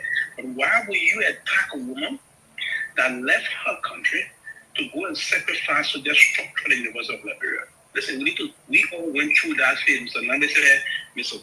Sito said just now, we went through these things for many, many years, but it got to stop to advance the university. We cannot continuously militarize the University of Liberia as the only state-run university campus. All other universities across Africa, these things happen. Why were you the one responsible for government inability or insensitive nature of supporting the University of Liberia? It's a situation that we all observed it. And that's why past leaders didn't take lightly. Didn't take that lightly. And this also speaks to the incompetence of the Liberian National Police. Why would the police be less though? And that's what I was saying the last time. The current police chief is focusing on things that he's not focusing on.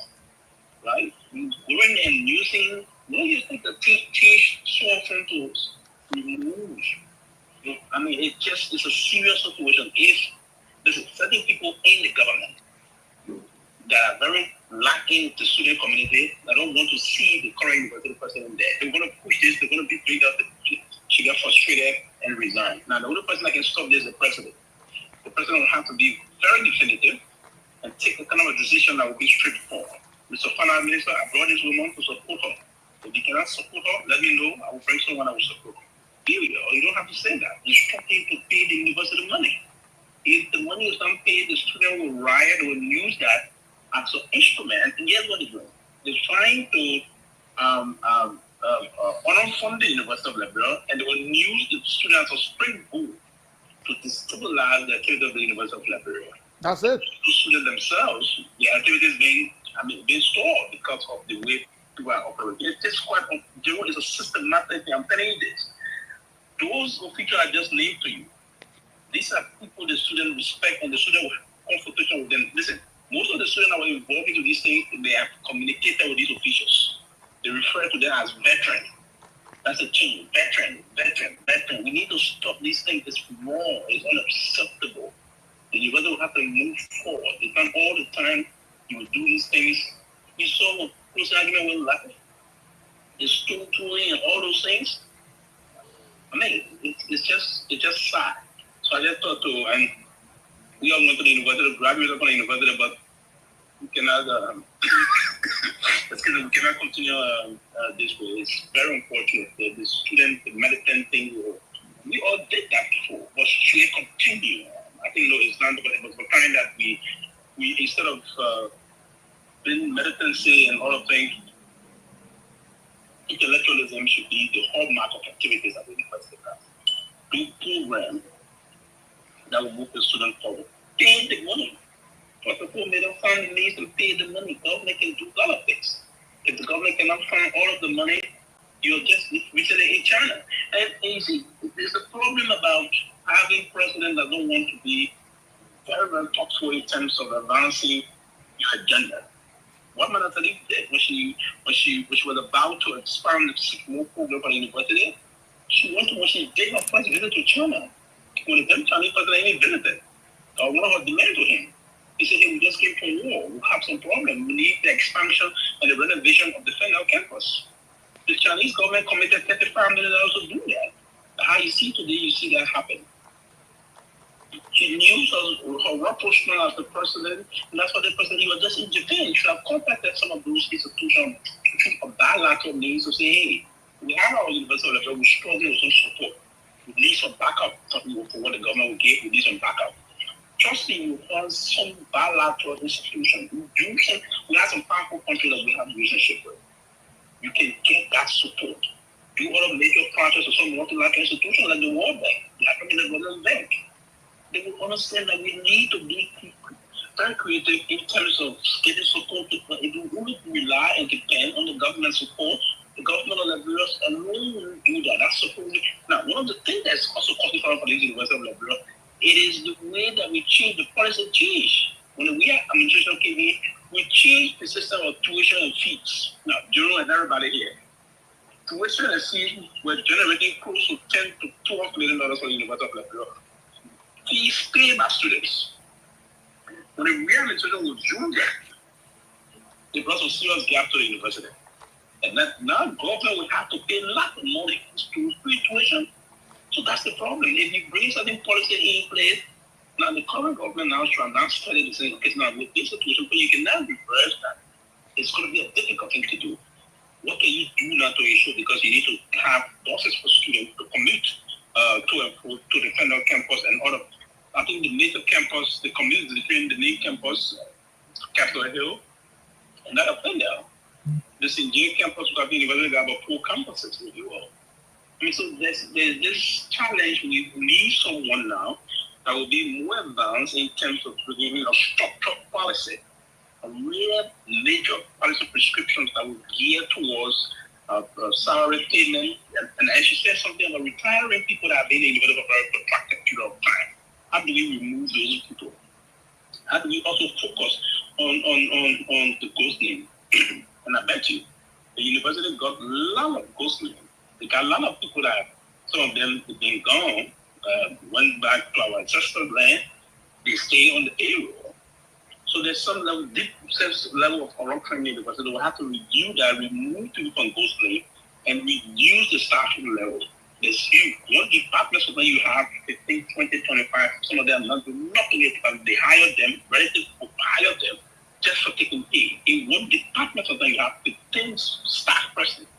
They not do nothing in the department. They are not instructional staff. They are not TAs. No, nothing whatsoever. So there's a need to overhaul the university, and to do that, there's kind of a radical call for comprehensive support legislation, and that's why most of the folks in the legislature, they are on the board of the University of Liberia. Most of those major folks on the committee, they are on the board of the University of Liberia. So we need to channel this process, send to the university board and the faculty association. You have a comprehensive conversation on the university as to how we can move to support the university. Now, is it realistic now to say, okay, we will restore what the real government council tuition and fees, because that happened tremendously in the University of Liberia. Can we again go to that level to say, okay, it's $100 per credit? That was reasonable. There's nowhere education is not absolutely free, particularly tertiary education. So can we restore the tuition and fees payment that will enhance what would the government will do, or can we also engage with our international partners and our bilateral partners to support the University of Liberia in terms of backup, like getting buses, seeing those buses that will commute students, giving support for those different laboratories, if you will, supporting the Myean campus, the Fender campus, the graduate school, the CJ campus, and all those things. So there's a need to discuss these things. If we do it, there's always going to be this season kind of a battle. Today, the students are chanting, agitating, and tomorrow, this semester, everything is full. The next semester, there's some riot ongoing at the University of Liberia campus in the name of them with changes, but the next one of that, you will go the next one of that. That will bring nothing, and that it will not carry the university ranking, because for you to have academic rankings extended or being amongst those students, you need to first and foremost have a stable learning environment, the ambience, and all those things. It's very critical. Quickly, I will learn it, general, but I mean, I was not on the show today, but I was tired to it. Just because of the University of Liberia situation, there's a need to have a comprehensive national conversation about the University of Liberia. But again, Sito and Mr. Nagbe said something, and then Dr. Peabody also said it, all of you guys said it. The current Minister of Finance, remember, he got everything today because of the University of Liberia. He started from there. He was part of, I think, the Blue Jay class. I think he was one of those that graduated with the Blue Jay. They are the Blue Jay class. I think the Blue Jay class, I stand to be corrected here. From the project class, he was recruited to the central bank by the former governor, Eli City. I can still remember this very well, right? Eli City. And then when Madam Salif came, they launched this national something that he was in front of on Madam Salif movement. And then he was eventually appointed budget director, one of the youngest budget director of all time. In no time, after a year serving, they merged the budget director of the Ministry of Finance. And then Anthony Sai was leaving, he was appointed Minister of Finance, the youngest Minister of Finance ever in the history of Liberia. Then he served there almost 4 years, and then he was sent to the Minister of Foreign Affairs and Minister of Foreign Affairs also. So this is very important that today that university should not be struggling under your stewardship as Minister of Finance. There should be support coming to the university. We have to be very thoughtful as to how we want to engage them. But it's so painful. The university is always in some level of chaotic situation time to time. And when strangers trying to come and help us, then we accept they're trying to bully them or orchestrating things that will go in the world. I mean, this is sad. Thank you for having me, man. It's very sad. Thank you very much. That's the Honorable Pewee. This is what we are talking about. He said something that struck me when all the presidents from Ellen to Weir, now Joseph Walker, they come here, and when they met with you guys, Victor Nagbe, it is come home, let's build a country. Come home, let's build this Liberia. Bring your expertise. Bring what you have. Liberia needs more hemp. Liberia needs everybody. Then you get professional folks that come in there, and then you do this to them. In the Republican Party, they say starve the beast. Any agency you don't want to succeed, you starve. You don't put the funding, and they die. That's why they call it starve the beast. This is what they are doing here. What is $12 million? Okay, if $12 million is what it costs, that's a simple line item. We are talking about $2.8 million. Just disappear. Boom, it's gone. Nobody knows where it's at. We just heard again he transferred $10 million among few agencies and few folks. That's 11. That's the 12 million right there. No, actually 13 million. You get 10 million, you get 2.8. That's basically $13 million right there. And we're just warming up. We're not even there yet. We are just warming up because they're coming to recap the budget. So this man went to the African Development Bank. All of these places he's been. What do they do there? But why do you think the man resigned to come back to be Finance Minister? In the first place, he resigned. You know, I'm a country director. It's a lucrative job for ADB, but Finance Minister for a whole country, you know how you control it. You control hundreds of millions of dollars, stuff like that. So the man resigned, came back. I mean, it's like, bro, they don't pay any respect when it comes to audit and things. They don't give a damn when it comes to audit and things. The government won't take no action. So I can come there and do my own thing. You audit me or not. I mean, you know how many people get called for audit report? We send the auditor to the mayor's office. The mayor said, look, man, I got this packet for you. When you go back, you change that whole audit around and say the man is clear. And that's what we see happening in Liberia. Unless we start bringing independent auditors from different countries that will come there and audit these people, that will show real stuff. But the auditor alone will go there, they know it's wrong, but it will tip them and they'll get out. This man resigned from ADB. He came back home. He controlled millions of dollars. The COVID fund, they went in there, they tore it up in a minute. They split between the COVID fund that was there. Millions of dollars that were in that COVID fund. You couldn't pay the health worker. You couldn't buy more medicine for JFK or improve JFK. You started using the money yourself again. They care. Mr. You know, Seaton, yeah, this is your alma mater. Yes, it is my alma mater, and it is sad to see the university to continue to be in such a poor state. The government has not been doing well to the University of Liberia. Equally so, the University of Liberia students have allowed themselves to be used by other political forces to further their own ulterior motives and agenda. You know, Peabody said something here. Mr. Garguah was at the African Development or Country Director in Uganda. He relinquished that job and came back to Liberia. The reason some of these guys, they don't leave Liberia to go anywhere else to get a job is because they don't have options. They are afraid that, you know, with their level of education, they won't get the kind of job they want. That's one. Two, they always want to come back to Liberia because in Liberia, it is free for all. You can do anything. You understand? You can steal. You can dig your hole. You cover up your mess. Nobody is going to question you. And you just live scot-free. And the sad part about it is that our society is of such that people who are criminals are the people that we give relevance to in that society. It is just sad. It is sad that we have a University of Liberia that's supposed to be a serious, now, it's the highest tertiary institution of learning in Liberia. The highest, one of the highest, and the oldest, right? The university at this level is supposed to be a research institution. Supposed to be a research institution that research are done for the greater Liberian society. Research are done, and those research findings are what? Sent around the world where people look at those research findings, they apply it in their own context, they brings money back to the university. But sadly, that is not the case. That is not the case. So you see, and all of these things that are happening, it boils down to a fact that we have a leadership vacuum in Liberia. Let me be honest.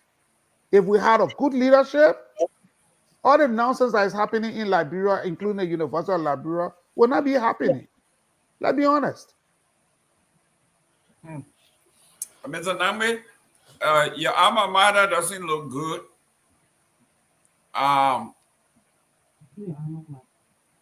The leaders, you know, why is it that when the people in Liberia say all of our problem in Liberia come from you guys in the diaspora, we get upset? But then when you look at everybody, what's the Alaric Tomalin you've been talking about? This man was bullish. This man was everywhere. Talking about the rule of law, the economy, the young people. Today, he's at, of all places, I think that good governance. Is that what it is?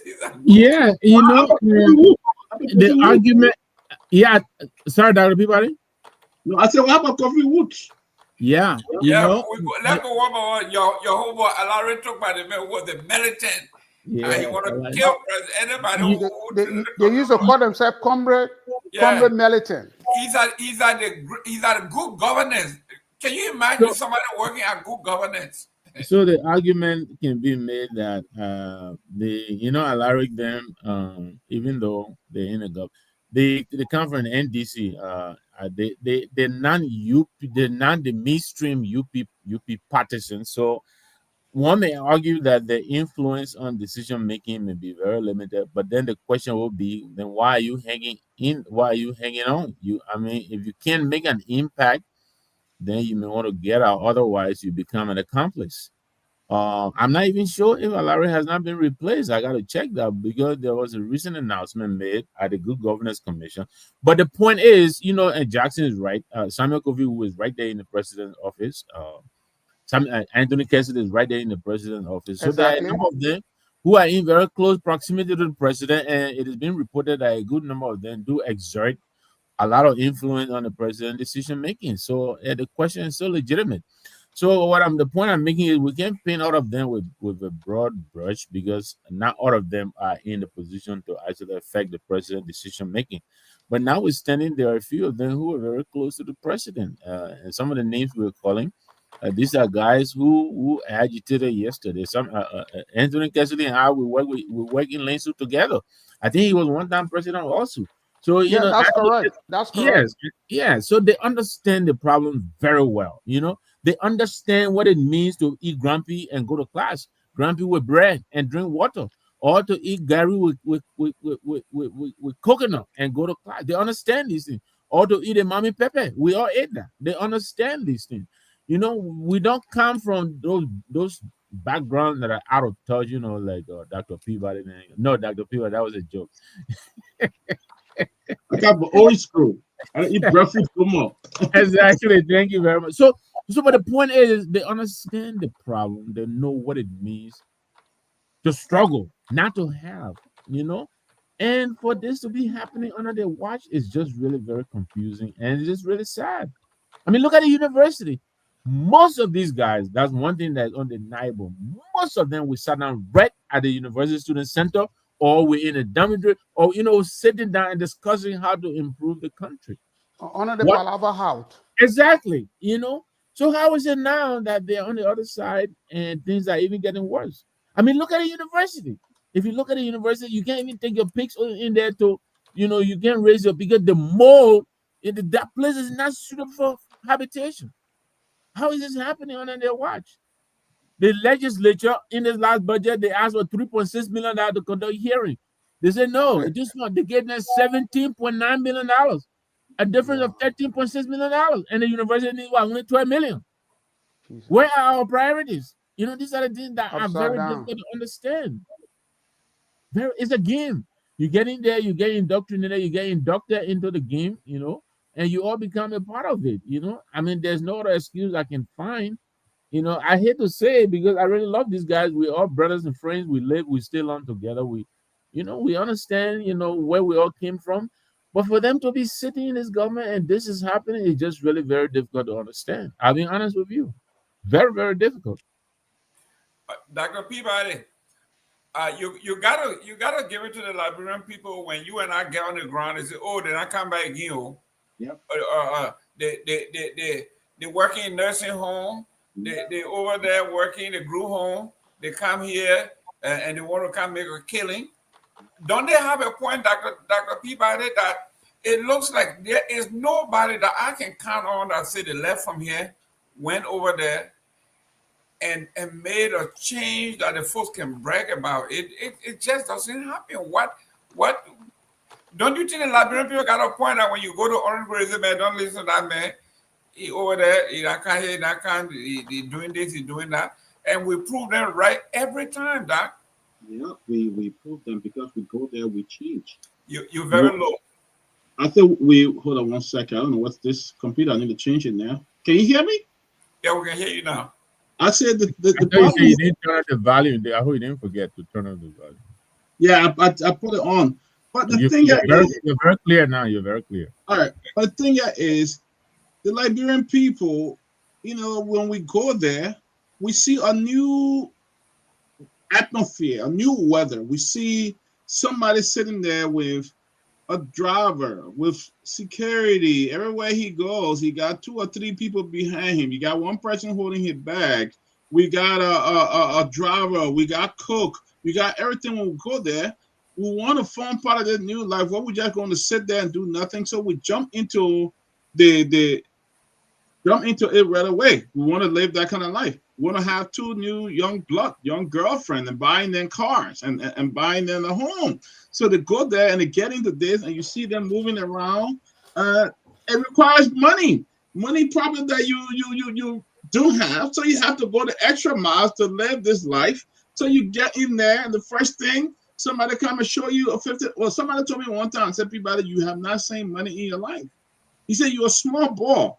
You have not seen money in your life. He said, look, when I came to work for government, somebody came to my office the first day, they put $50,000 or $50 bill on the table.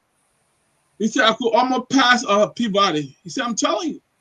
He said, I could almost pass, the person came that wanted me to do something for them to put 50 grand on the table. The person came from the U.S. He said, brought all fresh $50, 50,000, and put it on the table. I said, look, man, I want you to please help me and this and that. He said, everybody can almost pass out. He said, if you don't maintain yourself, you can pass out. He said, because you almost just willing to do it. He said, you have to be strong. You have to comport yourself. Now you making maybe $50,000, $100,000 a year, and somebody bringing you in one day just for just one that you're going to go through, just one. You sit there, you encourage it down. You buying the next thing, you're ordering somebody to buy cars for your girlfriend, order somebody to go build a house for your girlfriend, order somebody to do this for this girl. Like we had some government official the other day pledging building supply to a particular county that you own a building supply store. Where you getting money from? You telling them I will get y'all. You telling the organization I will get y'all to a certain amount in building supply. So everybody, get you 500 bag of cement. Yeah. Where you getting the money from? Where you getting it from? You're going right there. You're going to defraud the Liberian people. Somebody who's going to eat or somebody who's going to do something. You defraud them, deprive them. Oh God. Get that. So the thing I have to give, man, what the other have left for here to go back home, we have not really shown any change from those who are there, who have been in the system. We go there, some of us sit down, we'll talk, I'll do this, I'll do that. We go there, they bring the first 50 grand in front of you, your tune change. Then you change, say, oh wow, I didn't know that thing happened. I know somebody, the person working in government, the person working at a family ministry. He said, Peabody, you have not seen money in your life. He made reference to some government official during the Eden days. Guy like Corruption King Kong, who was back in the Senate, Alex Stallden. He said that man used to come, and he used to just come. He said one time he came to my office and I yelled at him, I'm not going to give him the money, I'm not going to approve the check. He said he left from there, he went straight to President Seleke's office, created a scene, and they said you got to work with this guy. He said, but he told the guy, you can't steal like that. You can't keep coming back and forth and getting money like that. Somebody shared with me from the central bank in the last government. They said there are a couple of government officials now you see, Nukwe, I'm not going to call them here. He said, those people are war. He said, I'm telling you. He said, people, I'm telling you. Those people, the guy from Bunk Country, Myean, he said those guys, when they rather do budget, some of the money they put in the budget for themselves. He said, and when the boy they can't collect, when they can't cash check, they leave from here with bag, with catch in the hand. He said, those people are rich. That's why you see all those different line items on the budget. They are all stored to steal from. It's there for one group, one person. He put in the other line item. The guy told me. The guy said, Peabody, I work here, but you have never seen money in your life. He said the guy didn't come somewhere and bring $100,000. They just put it down. To talk, because they got probably $200,000-$300,000 or $1 million check waiting to be approved and stuff like that. So why you think people won't go there and steal? We have not set any example when we leave from here. We leave from here with the intention of going to change things. By the time they give it to us, the first thing we start communicating our friend back home because we know that they'll try to advise us and tell us what to do is wrong, what you're doing is wrong. We cut up communication then. You go Maria. I went Maria the few days. I seen some of the people from here who are working in government. See them living large. Some of them who never smoked cigar before, they smoking cigar. Part of the music. Big cigar. Can you imagine that? Yeah, walking on the street, the walking places, 2-3 people walking behind them, then they get them on the other side there and all kind of stuff. That's the life Liberian man is used to. But it is sad for our country. It's sad for our country, but that's what the Liberian men, most of the men, then they are very unserious. Where are we going as a people? Mm-hmm. Where are we going? You can't change it. You fall right into it. So you gotta what? To support your lifestyle, you gotta steal. To support that lifestyle, you gotta steal. And that's how it happening. Go around Maria. Dr. Peabody, anonymous caller by the name of Tyler. We're not supposed to. Anonymous supposed to be. They don't have name, right? Richard Tyler. Good English. Good English, but the person is Rachel Tyler. Say, don't forget your friend Sir Joseph. Well, I don't know. I talk about who steal. I mean, I want to kill people who you got people who stealing money. So Sir Joseph got his own money the right way, right? I don't know. I don't know. I rather don't. Tyler, Richard Tyler, don't start trouble here. I'm happy Richard is still alive. The way she was Rachel came out, she start trouble. Yeah, Richard, you say your own thing, but I'm talking about people who are into the market. I mean, I don't know what she's saying, but I don't see Sir Joseph as a role. Sir Joseph has a lot of group in America that support his charity work here that I know of. So I don't think that is. Dr. Peabody, what most people are saying, how did these people get into the money in the first place?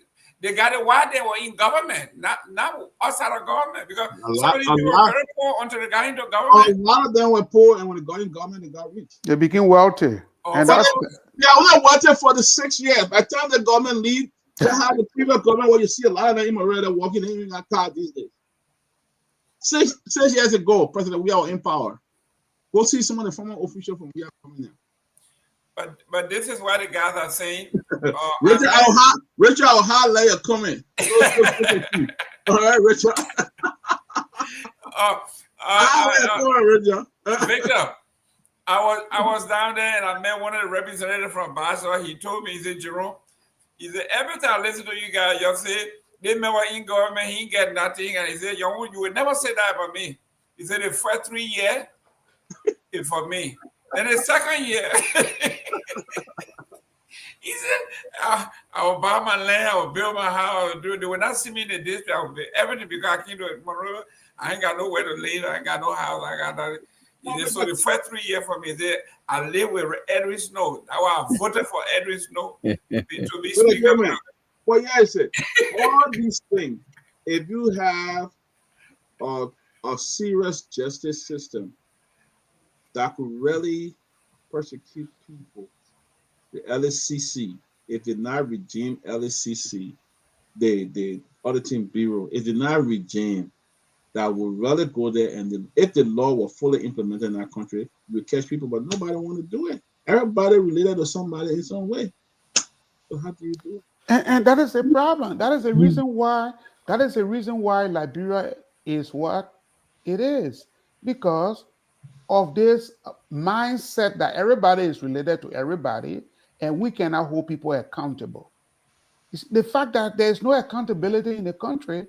That's why the country is like that. Everybody can be related to everybody, but if people were being held accountable for their crimes and prosecuted, you understand? Despite the fact that everybody knows everybody, all of what is happening in Liberia would not be happening. Exactly. The culture of impunity. That's what is so pervasive in Liberia. That's why the country is looking the way it is.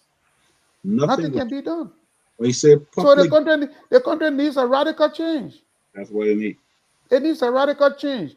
And sadly, the folks who are purporting to running out to be president, I don't see any of them. I don't see any of them fitting that criteria to be able to bring about the necessary changes that Liberia needs.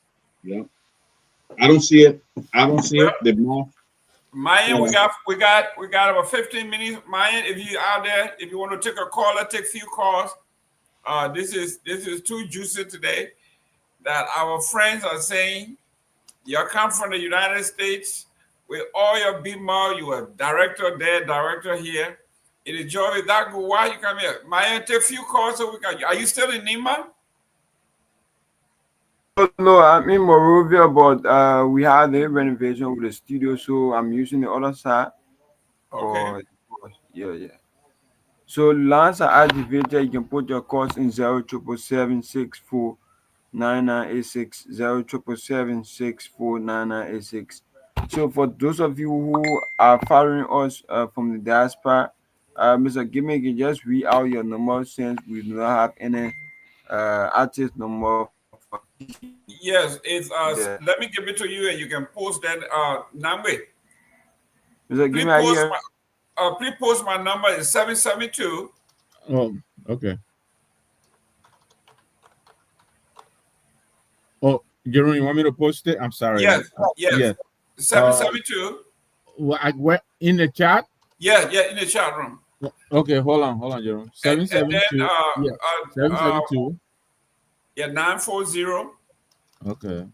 2871. Myean, can you put it on the screen? 2871.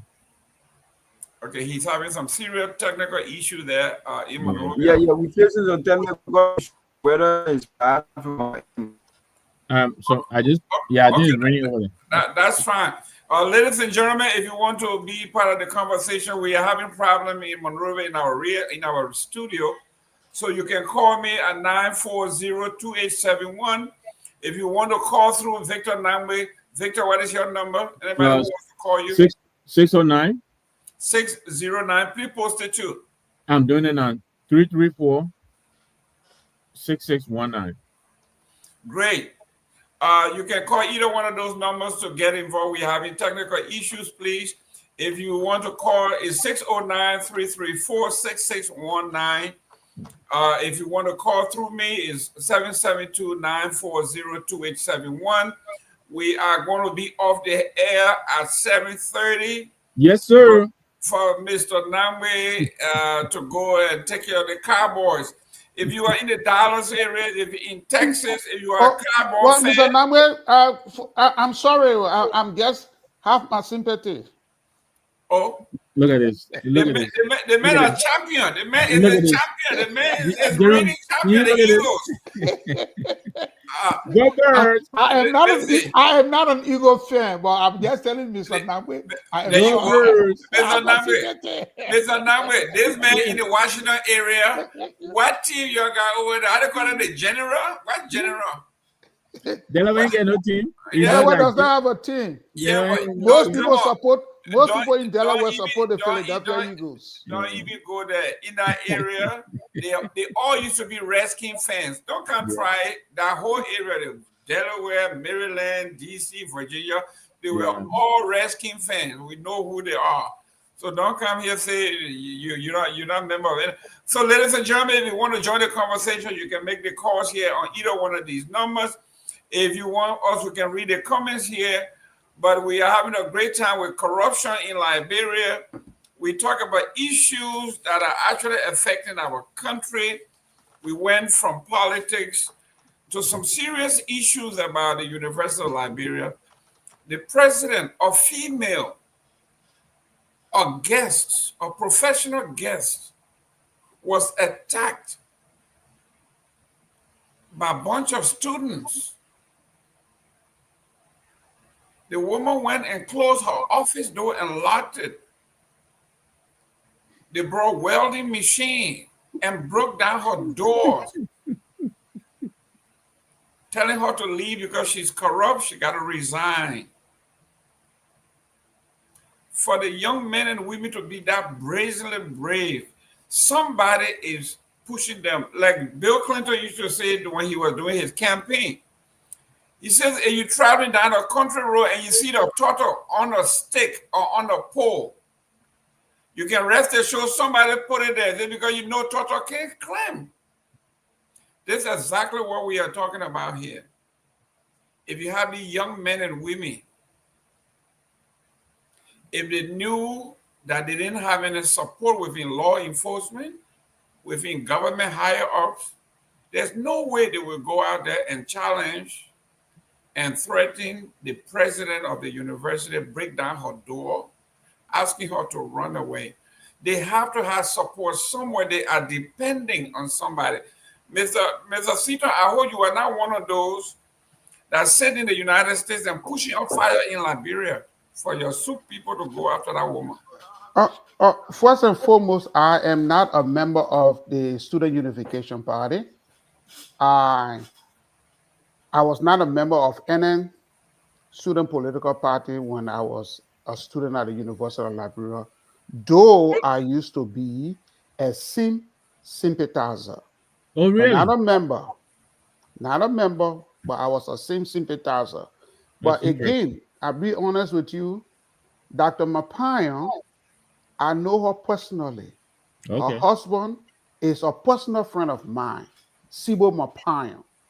And she visited my home when the Association of Liberian Journalists had one of our annual conventions in the state of Delaware. So I know her. And under no condition will I sit here and allow and tell people to go and attack her. I want her to be successful Yeah. because I think that she brought a new energy, she brought a new face, she brought a new voice. You understand? I understand to the plight of the University of Liberia. And I think that she could have make a difference if she surround herself with the right people. But again, Liberia being Liberia, other people in the background are doing everything for her to fail. That is the reason why you see the Ministry of Finance is refusing to fund the University of Liberia despite the allocation in the national budget. You understand that? And the Minister of Finance, who is a former student leader of the University of Liberia, who's supposed to be one of the government officials that's supposed to be championing the cause of the university, is refusing to fund the University of Liberia. And now there are other people who, because they want a job, they're trying to scare her away. You understand? They are using these talks, who call themselves students, to go and do what? And try and vandalize her office and try to harm her.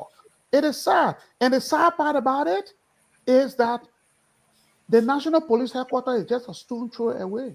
You can't cross the road. They can't cross the road. You see that? You see the irony of the whole thing? So what does that tell us? Are we really serious for education in Liberia? The other day we had a whole segment on the mass failure of students at during the wire examination. Are we really serious?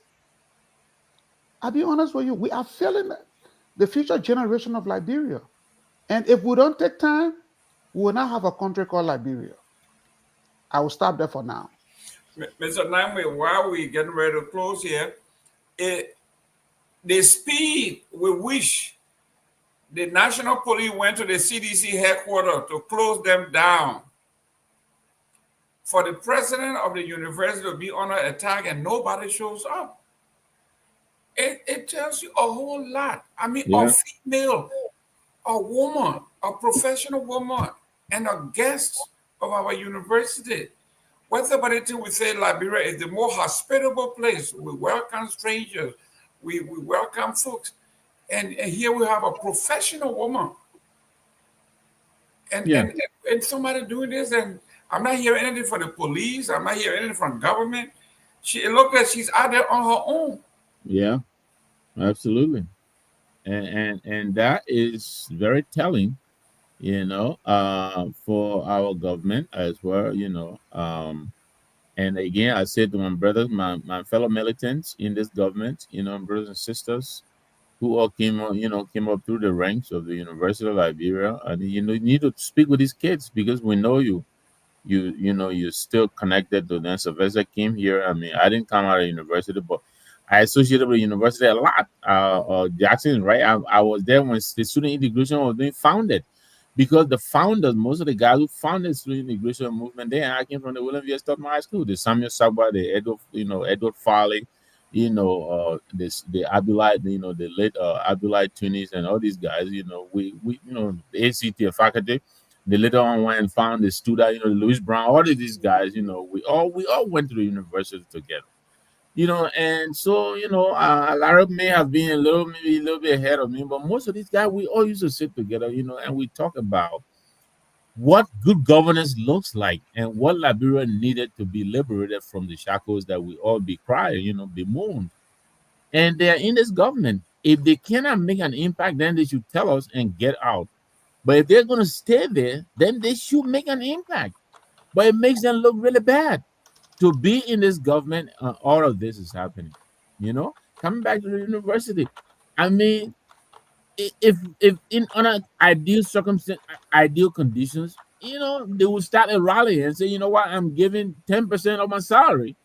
To if to let's do a rally, and give the endowment fund, whatever it is, whatever little widow's mite, and start the process and tackle the university. I mean, look at that university.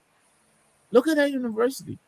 So for them to be in government and their own militant, Augustine Pehe Gafon is sitting at the Ministry of Finance, and this is happening, it makes us look bad. It makes us look like we were just agitating to switch to swap the people who are in government, switch places with them and do exactly what they were doing, if not worse.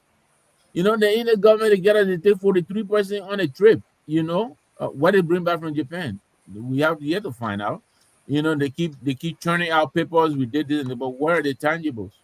Other people are bringing home, contract already signed. What they get? But these are some of the places where our money is going.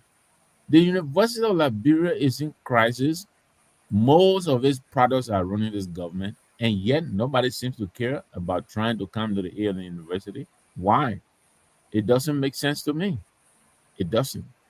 I will pass it back, but some of these people rooting for these pitiful teams, actual factual, you can talk about the commanders. Yeah.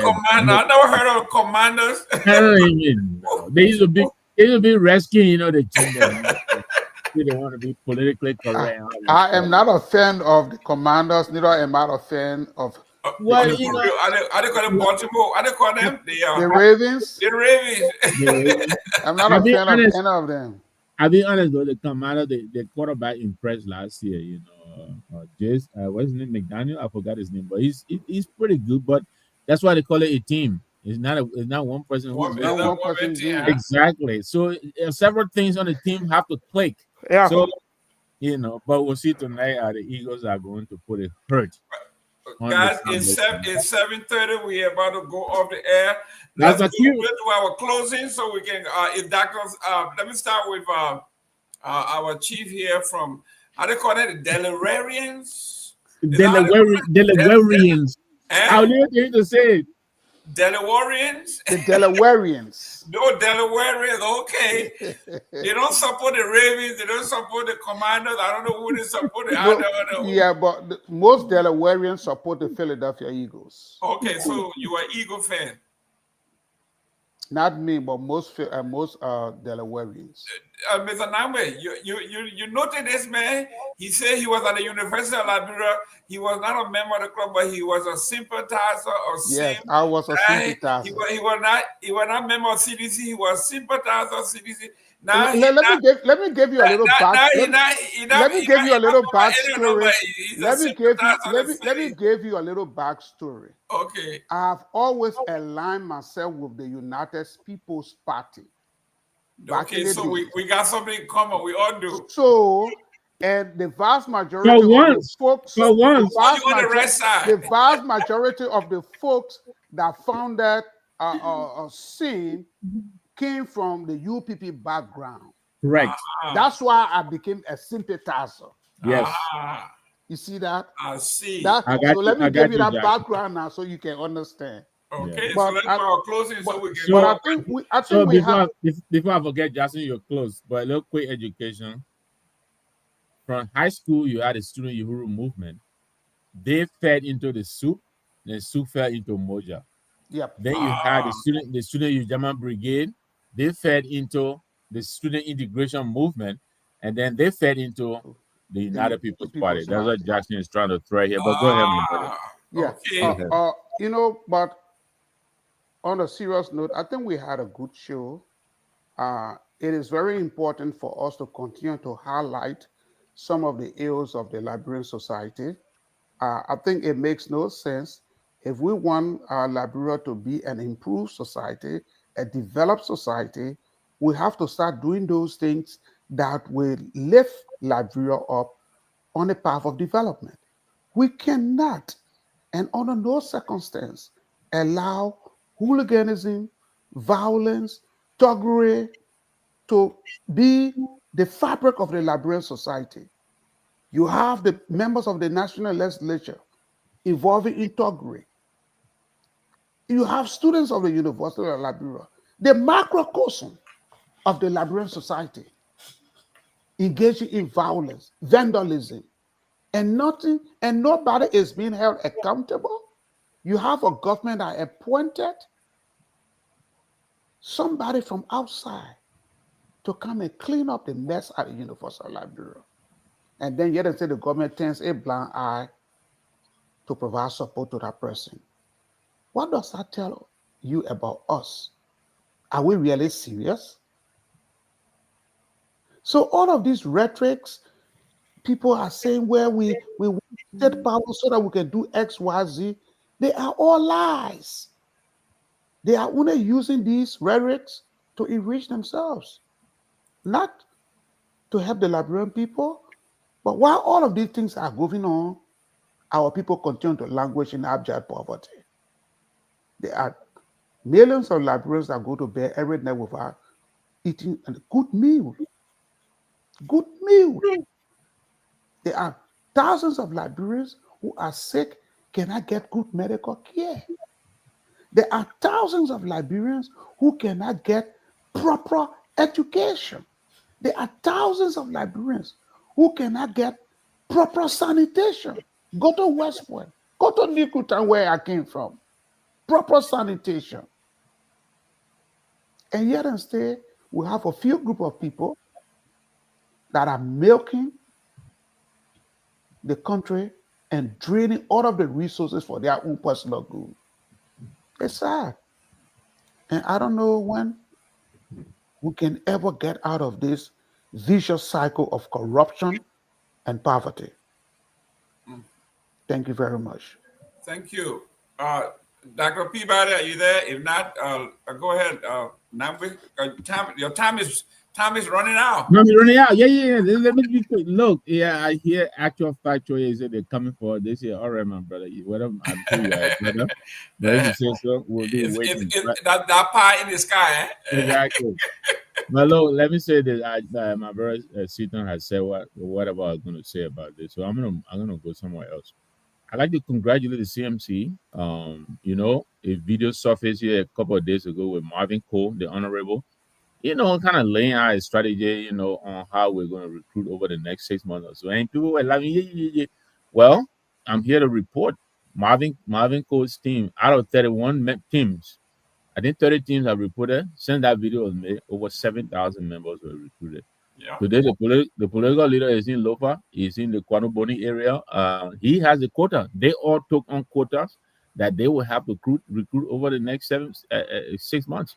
And the guys are fanning out throughout the country trying to get their quotas. You know, I got what Sidiki said yesterday. Oh, you know, numbers are fluffy. You know, yada. Okay. Oh, we will stay with the fluffy numbers. You guys are not going nowhere. I mean, you're not close. Ends the interruption.